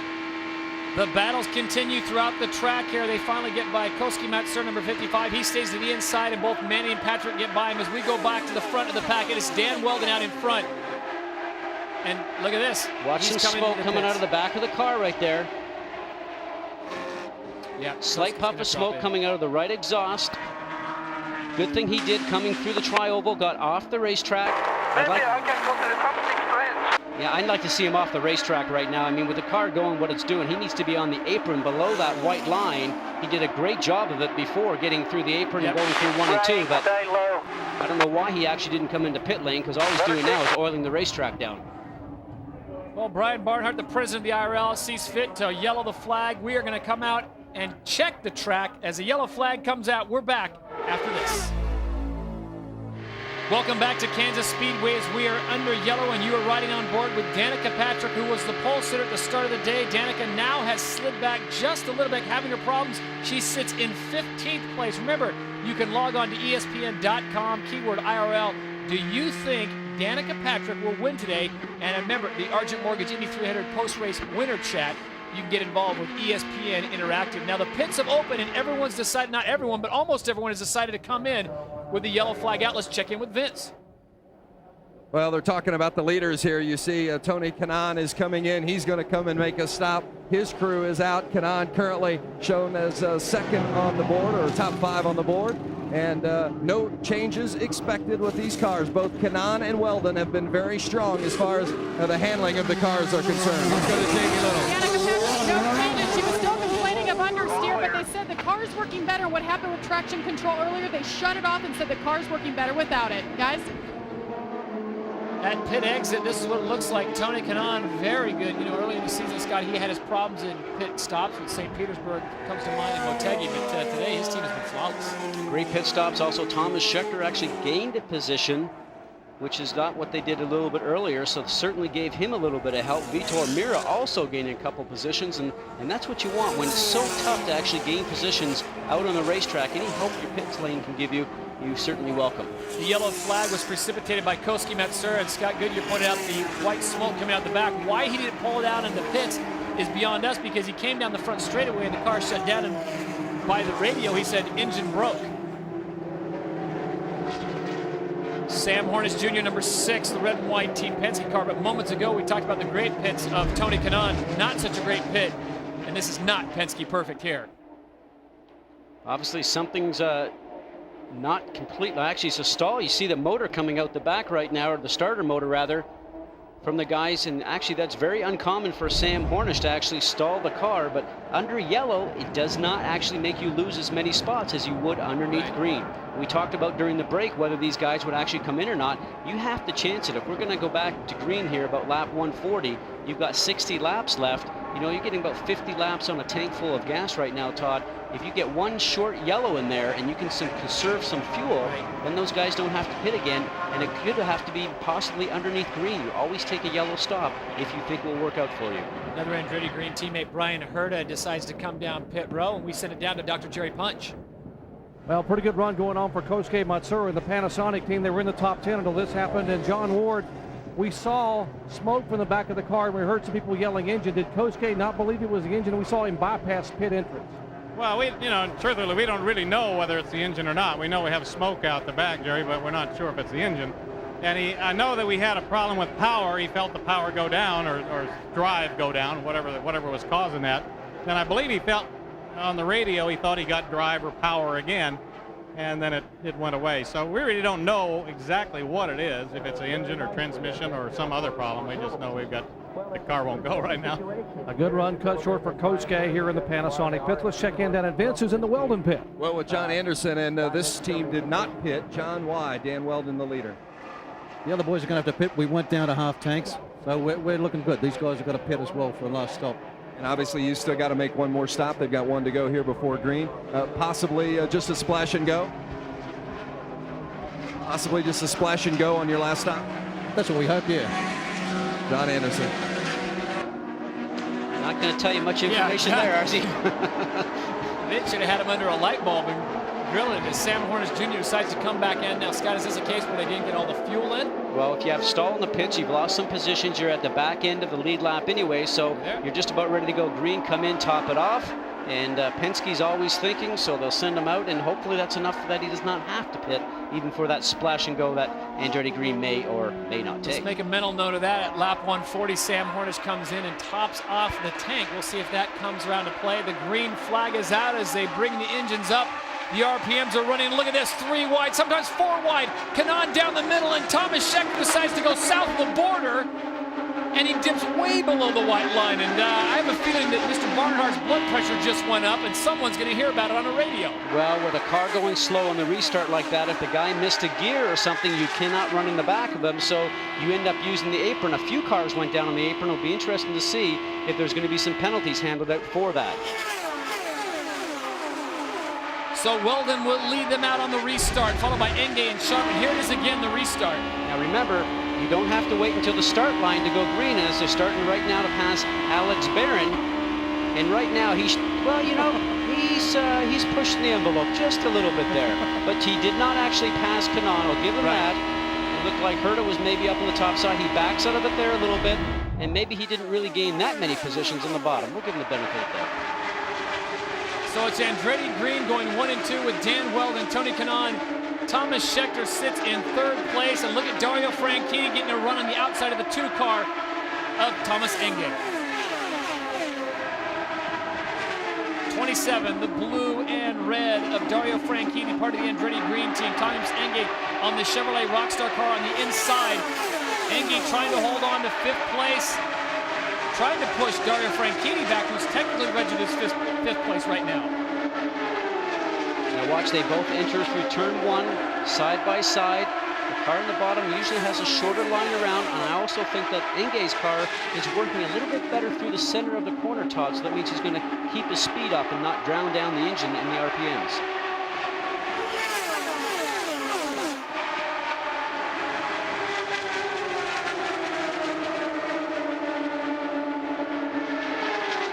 Thomas Enge, number 2, just behind the platinum of Thomas Scheckter, his teammate, number 4. Hey, what, if I'm Chevrolet, which I'm not, of course, I wouldn't be getting out of sport just now because they seem like they've got this thing figured out. They've done a great job with going through and making this engine better since the beginning of the year, and it really showed promise at the last race last year. And they've done a great amount of work throughout the wintertime. Dario Franchitti gets a great run. Look at him dipping in between the 2 teammates. Franchitti, the red and blue, number 27, just behind, making very little room for air as he gets just behind Thomas Scheckter.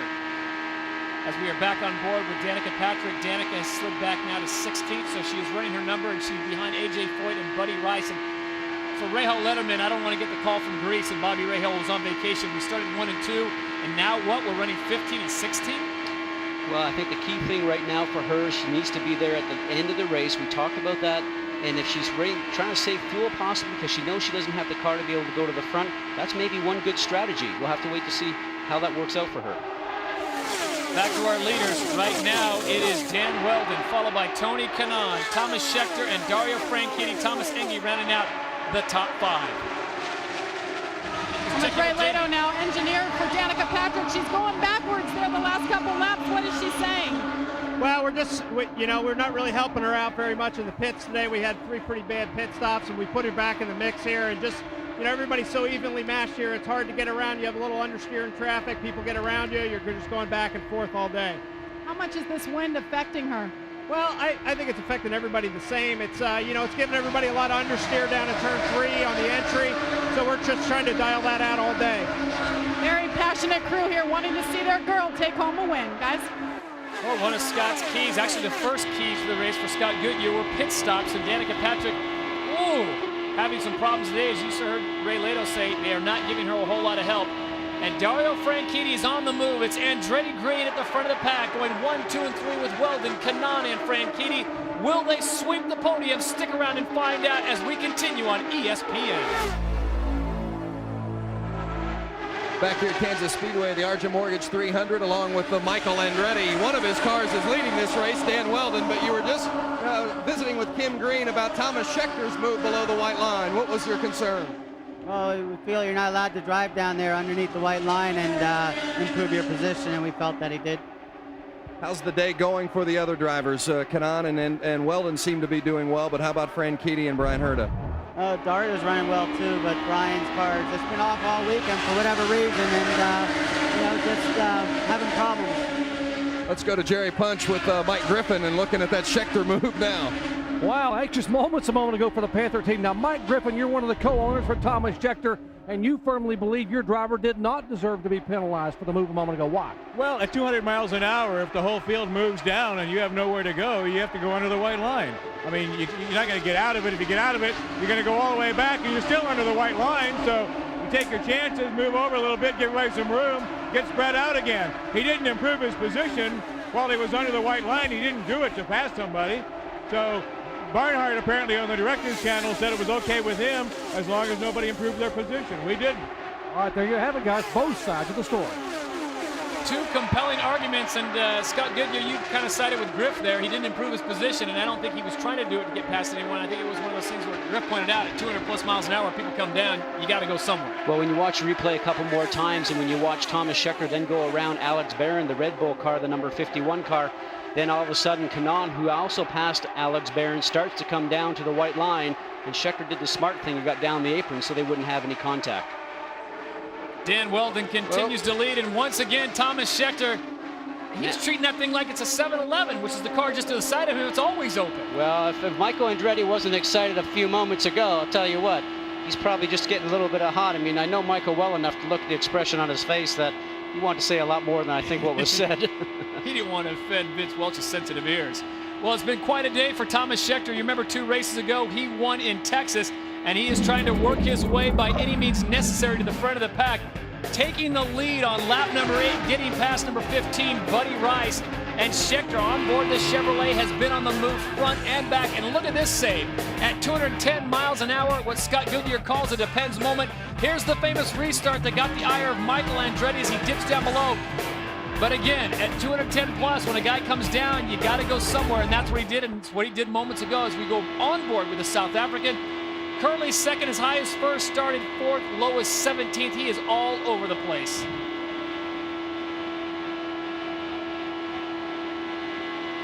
He's now behind Tony Kanaan. Let's check in with Doc Punch. Yeah, apparently he did improve his position on that pass a moment ago, so they told him to allow the 11 to go back by. Okay. There's the reason why the 11's in front of the 4. We just turned around, came back, and saw that. And I guess Brian Barnhart, through his director's channel, told the team if he allows the 11 to go back in front of him, then he can stay on the track. If he doesn't, then I'll call him in for a black flag and a stop and go through pit lane. Let's look at it one more time. This is the second below the white line. Got a great run off of Kanaan. Kanaan really was just going down to the line, his normal line, not really a blocking line, but Kanaan was going slow enough with Scheckter with that run that he had on him, sort of surprised him a little bit. But you know, my point about it, I said a little while ago, Todd, is that you have to respect the white line as if there was grass below that white line. So, you know, would Thomas Scheckter have got off the gas and not driven down there if there was grass there? He certainly would have done that, but you're just taking advantage because it's pavement. And Brian Barnhart, the sheriff in town, corrects that, so we are back. There is your man. Thomas Scheckter sits in 3rd. Dan Weldon leads. Tony Kanaan sits in 2nd. Dario Franchitti in 4th. We've got just over 35 laps to go. It's going to be a shootout in Kansas right here on ESPN. Dan Weldon continues to lead. Thomas Scheckter is giving chase, and just moments ago our Vince Welch reports on the radio, they're telling Dan Weldon, don't conserve, make them chase. We know Dan Weldon's going to have to pit probably around lap 175, and for Dan Weldon, could there be sweeter words? Don't conserve? Well, you know, there's some strategy going on out there right now, and one guy that's actually at the back of the lead lap, Sam Hornish Jr. is on a completely different strategy. We talked about strategy as one of the keys to the race right now. Penske loves to play strategy out. Will he have to pit? He seems like just sitting back there running a bit of a slower pace, maybe running a leaner fuel mixture and conserving fuel. You know, if there's one short yellow out here for 3 or 4 laps, that might just be enough to allow some of these guys to get to the end. Interesting to see how it will all play out as we take a look at our Toyota lap leaders, and my, how things have changed. Weldon now is your Toyota lap leader with 105, Scheckter with 49, and that is pretty much a dominating performance by the Honda and the Chevrolet as we check in with Dr. Jerry Punch. Well, they have just given the call to this man, Thomas Scheckter. They said, go to the whip, full power, buddy, all the fuel you need. We'll pit on lap 190, but go chase him down. Go get that 2.6 car. So Scheckter just turned the dial, full fuel, full rich, and full power, so if he can catch him here in the final 30 laps. Scott, as a former driver, you gotta love to hear that phrase come across the radio. Well, you love to hear it, but there's maybe a different strategy they could play out there. They know that Weldon's in front of them right now. Definitely has to pit, because he didn't pit when everybody else did. And then if you're Thomas Scheckter right now and you have an opportunity to maybe just sit out there and conserve a little fuel, and that yellow comes out like I mentioned, maybe you don't have to come in and pit. Thomas Scheckter has a history of running out of gas. He did that in Motegi, Japan when he was leading with 2 laps to go. And he basically handed the win over to Dan Weldon. Now, Dan Weldon ran a great race all day, but great place at a great time. There you see the total pits. Last stop. Dan Weldon, we know, is going to have to come in. He hasn't pitted since 112. But can Scheckter make it from 136? Well, they heard that he has to come in lap 190. That's just 10 laps short of race distance. And, you know, right now, see right in the middle of your screen right there, looks like Scott Sharp, who's due for some fuel here very shortly, is starting to slow up. And I'll tell you, that's just like trying to pass a couple of shopping carts down the middle of the aisle and running beside him, because I can't believe that nobody touched his wheels. Vitor Mera got oh so close to the 8 Delphi of Scott Sharp right there on the center of your screen. Well, this is going to be interesting. I'll tell you what, the people down in the pit area, the technical engineers who are a whole lot smarter than me, are working the abacus right now as they are trying to figure out whether they can make it. And Danica Patrick, just so you know, has moved up now to 8th place. So Danica Patrick, who has been all over the board, is now in 8th position right now. Sharp's outside, outside, still there. Sharp's outside, still there with Sharp, still there. Ed Carpenter on the inside, number 20, started 19th. Carpenter having a good run right now, running in 12th, part of the Vision Racing team. On the outside is 51, that is Alex Barron out of Menifee, California. And he is right next to his teammate, the Red Bull Cheever Racing of Patrick Carpentier. And that group back there, and look who's caught up to them, was that Marlboro car sitting in the back of Sam Hornish Jr. With all those cars in front, he's definitely saving fuel. So lap 174 brings in the leader. Dan Weldon will come in, so he will have his final pit stop of the day. The question is, can he get out quick enough to make up the distance, and can the rest of the field go to the very end? There you see him going to a tear-off. This is going to have to be perfect, Scott. He's going to have to do this in sub-10. That was so painful at 60 miles an hour when everybody else is on the racetrack. Vince? No changes expected, just fuel and tires. Keep an eye on how long they fuel the car. Now the tires are on and the fuel is out immediately, so they're not worried about putting in anywhere near a full tank. Full tank not needed to make it to the end of the distance. Great observation, Vince. And right now, some 4 fresh tires, 4 fresh canoes, as we call them, that will take him right to the end of the race. So he is loaded up with about a half a tank of fuel. The Firestone Firehawks are fresh, and he is off and running. Now the strategy plays out. Have the folks at Andretti Green done their math right, and have they played this correctly? Your leader is Thomas Scheckter on board the number 4 Chevrolet. He is being followed by Tony Kanaan and Dario Franchitti. Who will win the race in Kansas?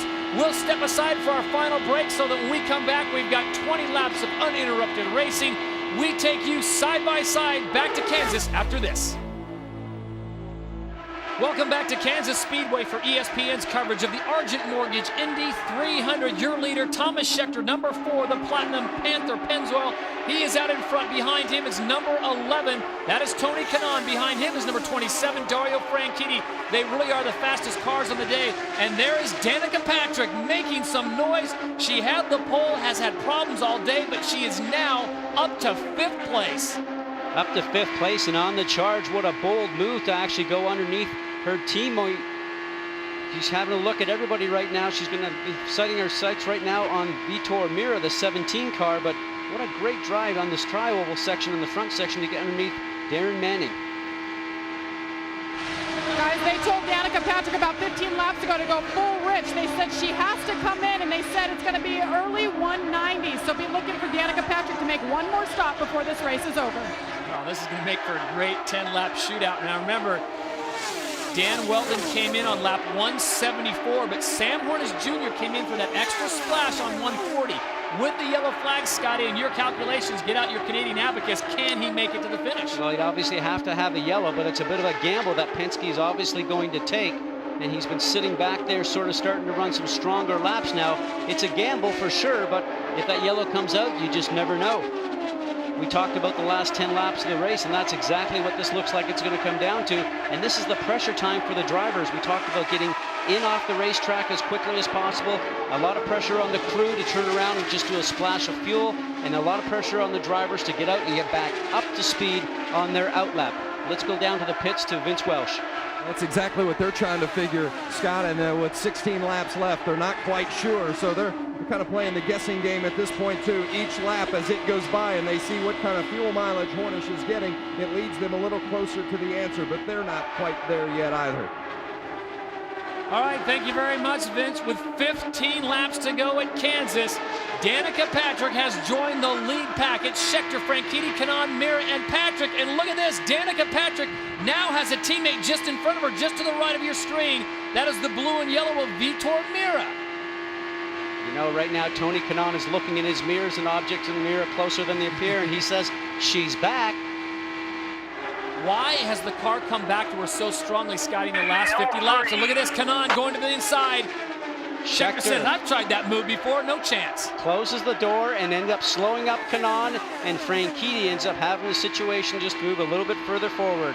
And see, now she's got a bit of a run because those guys lost the momentum up front, but really nowhere to go when it's side by side with two cars up in the front. L2 this time by. Lap 2, that means they want her in 2 laps. She should push the button on the radio to confirm. Outside. Outside with Helio. Outside. Right rear. Outside. You're clear. Great spotter work right there. Later you know that Elio Castroneves was on her outside. You see, as soon as she said she was clear, she pulled up. Thomas Schecter's coming in. Sam Hornish Jr. has also come in, so I guess the folks at Penske said it's not going to work. Let's check in with Vince. Well, they didn't want to take the chance. They wanted to make sure they could get to the end and splash and go, and you saw hot fuel. Doc? The pit stop that could put him in victory lane. Thomas Scheckter in the Pennzoil Platinum car. They will not take tires, only fuel. And all they need is about 4 seconds of fuel. 1, 2, 3, 4. There's going to point back down. Scheckter's away. Here come the leaders flashing out of turn 4.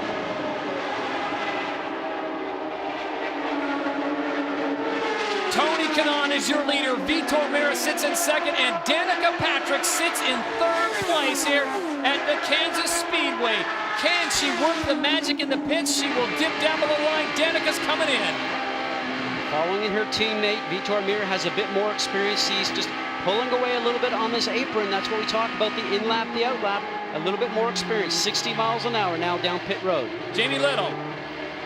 Guys, this must be a good pit stop. The team and crew has said that they've let her down all day. This must be flawless. She's going to come in for a splash and go and get back out, hopefully where she left off. 2, 3 seconds, 4 seconds, 5 seconds. She did that perfectly. Talk about composure for a 23-year-old. Here we go. Tony Kanaan is winding it up and bringing it around. Danica Patrick will join back in as they cycle through. Will it be Kanaan's day? He is the defending IndyCar Series champion, looking for a big win this year. Danica Patrick back on board. Now it's Kanaan's turn right now. We talked about those in-out laps. He is the master at it, getting in quickly, getting out quickly. You brought up some fuel situations during the pits previously this year. Locks up the right front wheel to get the car down to 60 miles an hour. Tony Kanaan brings it down. Let's check in with Vince Welch. This is going to be a time to stop, so they only need to get a certain amount of fuel in, and they'll let the fueler know. They'll tap the fueler on the shoulder with that wooden stick to let him know that it's time. There you saw it. With all that technology, it's a wooden stick that cues the man that's fueling Tony Kanaan as he gets back out. So for now, it is Buddy Rice, Danica Patrick's teammate. He was sitting in second, and he led after the first lap. Buddy Rice is your leader. He was the winner last year at Kansas Speedway. Can he hold on? He still has to pit. And he knows that. You know, he's sort of gambling on that yellow staying out as long as possible. The question is, if he had a yellow, is there enough fuel in the tank for him to be actually able to get to the end? Coming out of 4 right now, right behind Rice. Those guys are stacking up 3 deep as everybody's starting to meet up with each other after the pit stops. You see Thomas Scheckter right now in the platinum silver car chasing the car that we're riding on board with right now, 27 of Dario Franchitti. And this is nothing held back right now. 100% fuel, maximum horsepower, running the engine as hard as you possibly can. You will not want to take your foot off the throttle whatsoever. You do not want to actually low the engine RPMs. You want to keep it up in the horsepower band. On board with Thomas Schechter. We've got 5 laps to go at Kansas Speedway.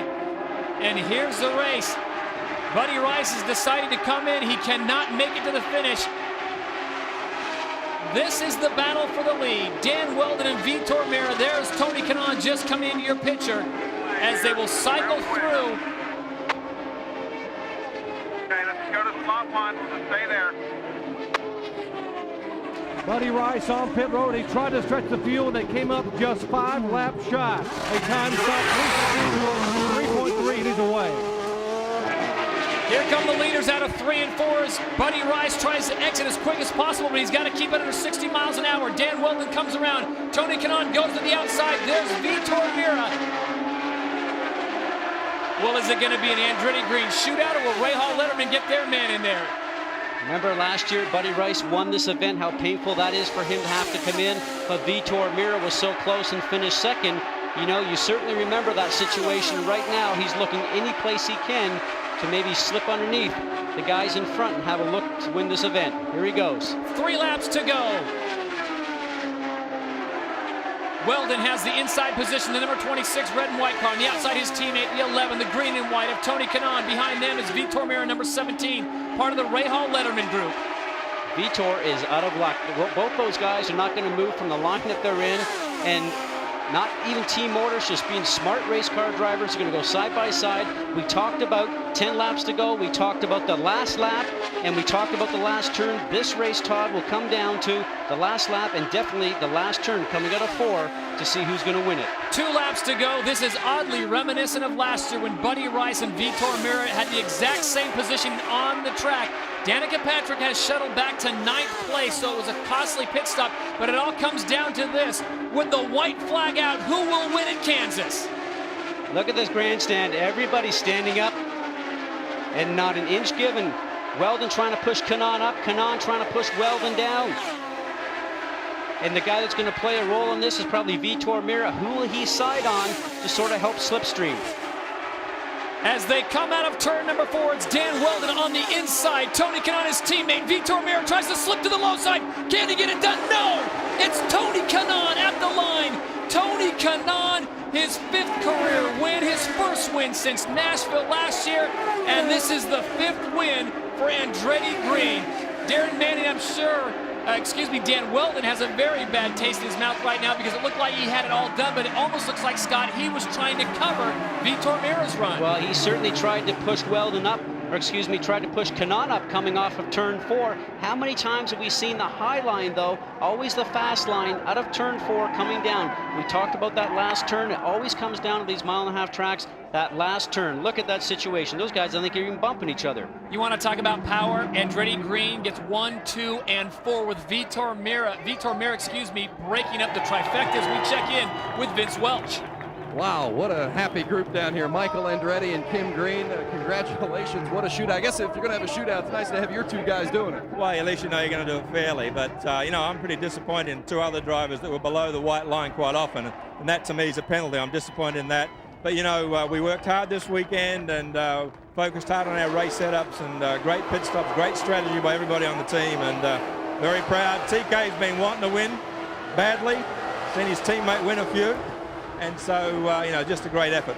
Michael, I know that the team, as Kim mentioned, worked hard all weekend because this team had struggled, uncharacteristically so, during the course of the weekend. What was the key in getting all the setups turned around to have good cars today? Well, it was more, we didn't have the speed, but we had good feeling cars, good setup cars for the race, and we knew that, so we weren't too worried about it. But, they both did a hell of a job. I mean, Jesus, and that pass there in the end, TK not giving up. He never gives up. And Dan doing a hell of a job. Just great team effort.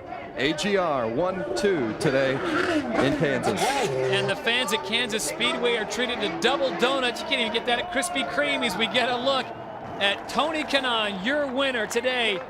What a close finish, 12 1/1000ths of a second, the 6th closest finish in IRL history. And look at Vitor Meira. The white line, I'm sure that's going to be talked about at the next drivers' meeting. Well, he's still third, but if he had passed either one of those guys, it certainly wouldn't have counted. But just to tell you the momentum you have coming off of 4, he's up high, he drives down the banking on the racetrack, probably has a good 3 or 4 miles an hour on those guys, but they weren't going to leave him any room at the bottom. So Vitor Meira comes up just a little bit short. Look how close this is. At 210 miles an hour by about 3 feet. Tony Kanaan's already got his fist up in the air celebrating. It's the Andretti Green team that'll be celebrating tonight in Kansas. When we come back, we'll talk to our winners and all the key players. Stay with us here on ESPN. ESPN's presentation of the Argent Mortgage Indy 300 has been brought to you by Argent Mortgage. Ask your mortgage broker about an Argent loan or visit argentloans.com. And by Toyota. Choose any direction as long as it's moving forward. And we welcome you back to Kansas Speedway at the conclusion of the Argent Mortgage Indy 300. Your winner, Tony Kanaan, as the near capacity crowd makes their way for the exit on this 4th of July weekend. And we send it down to a very happy victory lane. That's where our Dr. Jerry Punch has caught up with a very fast Tony Kanaan. And Tony climbing out of the car, getting hugs. That was Daniele a moment ago, his wife. He gave a big hug. Michael Andretti was here. All the 7-Eleven crew hugging him. But guys, set him up big gulps for everybody. TK, what a job today. Congratulations on a wild finish here. Yeah, I like that. You know, wild with my teammate. I knew he was going to be clean to me. So, oh man, I feel so great. I mean, a long time. It was almost a year. It will be a year in Nashville. So, very happy. Happy for the team. Happy for Dan.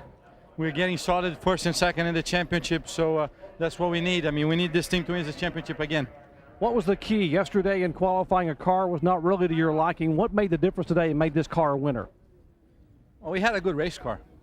I just couldn't find the speed on qualifying. I worked on race setup the first 2 sessions yesterday. So, I mean, I knew I had a good car. So, I mean, we just got to work on our qualifying setup for sure. I know you were watching where you were going, but also your mirrors. And take a look. We're going to show you the close finish here. 12 1/1000ths of a second coming out of turn 4. You and your teammate Weldon. And look at Vitor coming to the inside. Yeah, look at that. Well, it was close, huh? Oh, Vitor keeps coming. Watch this. The bigger nose win, though. Hey, Tony Kanaan, congratulations. I know it's been a long time coming. This has got to turn some of that bad luck early on around. Well, it's not bad luck. It's definitely not being as good as last year because last year was perfect. So we're having a normal season, I would say. So I'm very happy. Tony Kanaan, reigning series champion, picks up win number 5 in his career here in Victory Lane at Kansas. Let's check out again where Jamie is standing by with Danica Patrick. Well, Danica Patrick prevails unscathed once again for another top 10 finish. Hard fought. Danica started on the pole and had the target on your back right off the start. Take us through what happened. Well, on the start, there's nothing I could have done. I was put to the floor. The gears were a little off, so I couldn't run 4th gear, and 5th gear was so long that everybody just passed me. I was flat on the power. There's nothing more as a driver than you can do than that. And then after that, it was just a matter of the wind picked up from like 6 to 12 miles an hour today across. So everybody was getting understeer in 3 and 4. So I thought my car was better off than a lot of cars. And, you know, so we were kind of chipping our way through. And, you know, we had a little glitch early on. The engine was starting to cut out at the very beginning. So we had to turn the traction control off. So that made the pit exits a little bit slower. But, you know, we lost a lot of time in the pits and, you know, dropped back far. So, you know, it's frustrating when that happens. But, you know, nevertheless, it's a team effort, and overall, it's okay. I think we were down in 15th at one point today, so, you know, it would have been nice to finish up front where I think the car was fast enough to finish, but, you know, all I can say is I fought so hard today, and I raced side by side virtually for 200 laps, so, did what I could. Your crew is so passionate. We hear them on the radio apologizing to you for the slow pit stops. I know you guys work together so strongly. I know each race is something new for you. What did you learn today? I know you had a couple close saves. I think that, you know, today was a good job of everything kind of coming together, figuring out the car early and working with it. So, you know, today I learned the comfort zones of side by side and just better how to set people up because, you know, it didn't mean that my car is completely settled behind people, but You know, I think that I was able to run very, very low and still keep some wing on the car by having a little bit of clean air on the very bottom. So I was like on the white line, which I think I might have been, you know, one of the only people that was running there. So that's kind of what saved me today. So it's just a matter of learning how to set people up and trying not to get frustrated. Well, look how beautiful this girl still is after 300 miles. Danica Patrick, another top 10 finish, finishing 9th. Vince?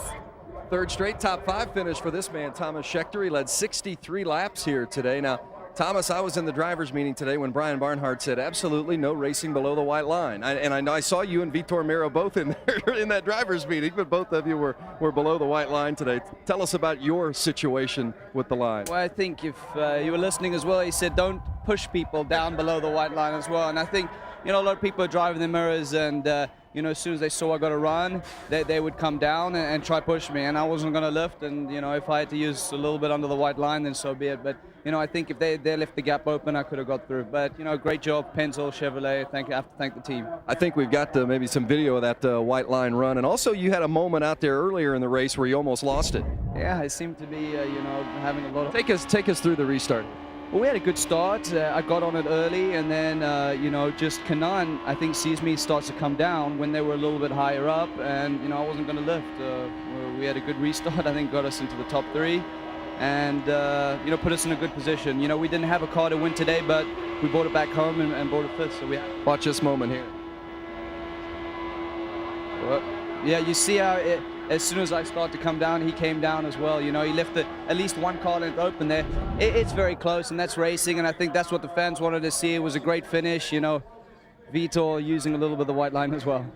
And that's also at the same time, as you said, part of racing, but the vision from side to side isn't great in these race cars, and that's where the spotters come through. No, for sure, but it's all the guys I'm racing with know where I'm going and know when I've got to run, and they know what to do, so...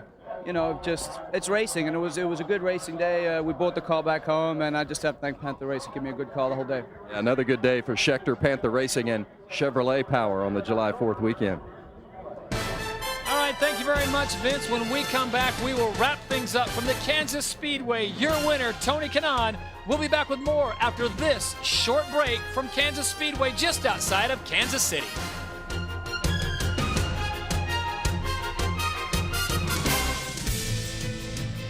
Welcome back to Kansas Speedway and the conclusion of the Argent Mortgage Indy 300 here on ESPN, where Tony Kanaan reigns supreme in the heartland of America. Once again, Todd Harris along with Scott Goodyear. What a race. I have to say, though, I'm a bit surprised. I really thought it was going to be the Rahal Letterman day. You know, they sort of dominated when they got here, and with that qualifying, impressive as it was, you had to think that they had everything together. But you know something? The depth of the team of Andretti Green to go back last night and go with the engineers, they must have had a big powwow late in the night to come back and bring out some cars that are very competitive. I mean, give them credit. They did a great job. So Tony Kanaan wins here, and he told Dr. Jerry Punch, it's been a long time and a long time coming. As Tony Kanaan picks up the victory, now we head to Nashville, a place where he got his last victory last year. So does Tony Kanaan turn it 2 times. You know, in a very tight racetrack, 1.3 miles, very narrow, really back down to handling of the race car, not necessarily just horsepower. So watch for guys to resurface again like we saw at Richmond. You know, the guys like Andretti Green that were running strong there, but you also have to look at the guys like Penske and also Chip Ganassi's group. It's going to be a different racetrack. Should be exciting night race in Nashville in 2 weeks. So Brazilian reigns supreme in Kansas. And with another Brazilian driver, here's Dr. Jerry Punch. And Vitor Mira, 4th top 5 of the year. And Vitor, last lap, what a scramble. What happens to that white line on the last lap? Did it sort of disappear? What white line? I don't know. Well, last lap is last lap. I mean, I had nowhere to go, and I remembered actually Homestead when I tried outside when we were 3 wide, and I tried outside, and that was with Tony also. Didn't quite work. And now I tried inside also, inside here. If I could keep my foot down, coming inside is kind of downhill. So that was my only shot. I mean, I tried outside on Weldon when was only me and him, but I couldn't quite make it. But you know, I mean, it was a 3rd place, and we were running a little behind for the whole day. I think the Menards, Jones Manville crew is, I mean, today they made the difference with no mistakes and everything. So we are, no mistakes, that's what we want. All right, Vitor Mera finishing third, fourth top five of the year. Let's head into Scott Sharp, our sixth-place finisher, standing by with Vince. Yeah, Scott Sharp, over the course of the last 5 races, there have not been many better than this team. 4 top, 7 finishes in the last 5 races, and you had a good one again today. A little tight at times, but was there a chance where you felt like you had an opportunity to win? Well, we started off a bit tight early, but the Delphi guys just gave me some great pit stops today. We improved the car, got real racy for a while there, got up there. Seems like with our whole little last splash that we did, sort of got a little bit off sequence, but hey, we brought home a top 6 finish, some good points, and that's what we need to just keep doing. So I'm really pleased about it. Scott Sharp, his first year with this Fernandez team, and it's really coming together. They have put up some good results of late, and looking forward to going to Nashville. Well, a win from Tony Kanaan is a win for Dan Weldon and the Andretti Green stable. He comes in second. He led 112 laps, and that means he secures his first place position in the points even farther. Take us through the run today, Dan. Of course, we all thought you were going to be there at the end. Where did your teammate get you?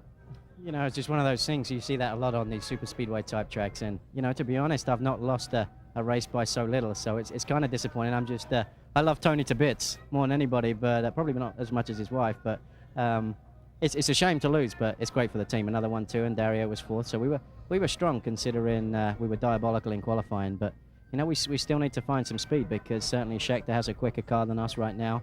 And you know, Hornish, if he's not in traffic, is pretty good too. So we've got some work to do, but it's a good finish nonetheless. Going back to qualifying yesterday, you said your car just got off the truck and it was slow. Nothing you guys can do. Where did you find the speed today? I don't necessarily think I found much. I think some other people lost theirs in their attempts to make a good race car. So like I say, the championship is so competitive right now. You can't afford to be slow. And I mean, we're not really slow, but we've got to keep pushing to stay ahead of these guys, because I mean, you've got the best championship in the world with the best teams in the world, so it's difficult. All right, we're going to Nashville next. Things got a little interesting there for you last year. What are we going to see? Yeah, me and Buddy had a little incident last year, but yeah, I think you're going to see the same as here. I think you're going to see everybody's pushing the limit so much now, pit stops, everything. So you're going to see another tight one, that's for sure. But I'd like to win by just a little bit over maybe TK again. All right, Dan Weldon is the man to beat. He's the current series champion and, of course, the Indy 500 champion. Todd? Thank you, Jamie. Well, it's the second closest 1-2-3 finish in IndyCar Series history. An impressive performance by that man, Tony Kanaan. As we take a look at our final results, Kanaan gets the win. Weldon, Mera, Franchitti, Thomas Scheckter, Scott Sharp ran out the top 6. Darren Manning had a great run in 7th for Target Chip Ganassi. Elio Castroneves for Roger Penske. And there you see Danica Patrick in 9th, Buddy Rice in 10th, Sam Hornish Jr. They gambled, Scotty. Came back kind of to bite him. He finishes in 12th place. Well, that's the sort of risk that you take, but if it had been a yellow, maybe it would have worked out perfect for them. But, you know, Penske always pushes the envelope, really, and having a situation with strategy. But sometimes it works and sometimes it doesn't. Well, there you see it, and we update the points now, give you an idea of the chase as we get closer to the halfway point. It is Dan Weldon. Now he has 76 points on Tony Kanaan. Kanaan picks up 7 points by victory, and Weldon finishing second. There's Elio Castroneves in third, Dario Franchitti and Sam Hornish Jr. rounding out the top 5. So it may be a shootout between Team Penske and Team AGR, but it should be a good race. And folks, we're only halfway through, or almost halfway through when we get to Nashville. It'll be a great chase to the championship finish. And we want to remind all of you that our next race is not next week, but the week after that, as the folks from Andretti Green, I'm sure, Scott, they're already thinking about what they're going to do when they get to Nashville, because their man, Tony Kanaan, won there last year, and they'd like to see him do a repeat. It's the Firestone Indy 200 Saturday night, July 16th at 7 p.m. Eastern on ESPN. Tony Kanaan is the defending champion. It's a 1.33-mile oval, and it's race 9 of 17. Remember, Alex Barron won in 2002. For more information, you can always log on to ESPN.com. So on behalf of Scott Goodyear, Dr. Jerry Punts, Vince Welch, and Jamie Little, I'm Todd Harris saying so long from the heartland of America. It's the Argent Mortgage Indy 300 from the Kansas Speedway. This has been a presentation of ESPN, the worldwide leader in sports. We thank all of you for watching. We hope you have a very wonderful 4th of July weekend. For all of us, so long. We'll see you in Nashville. PBA's Motel 6 Road to Riches is next.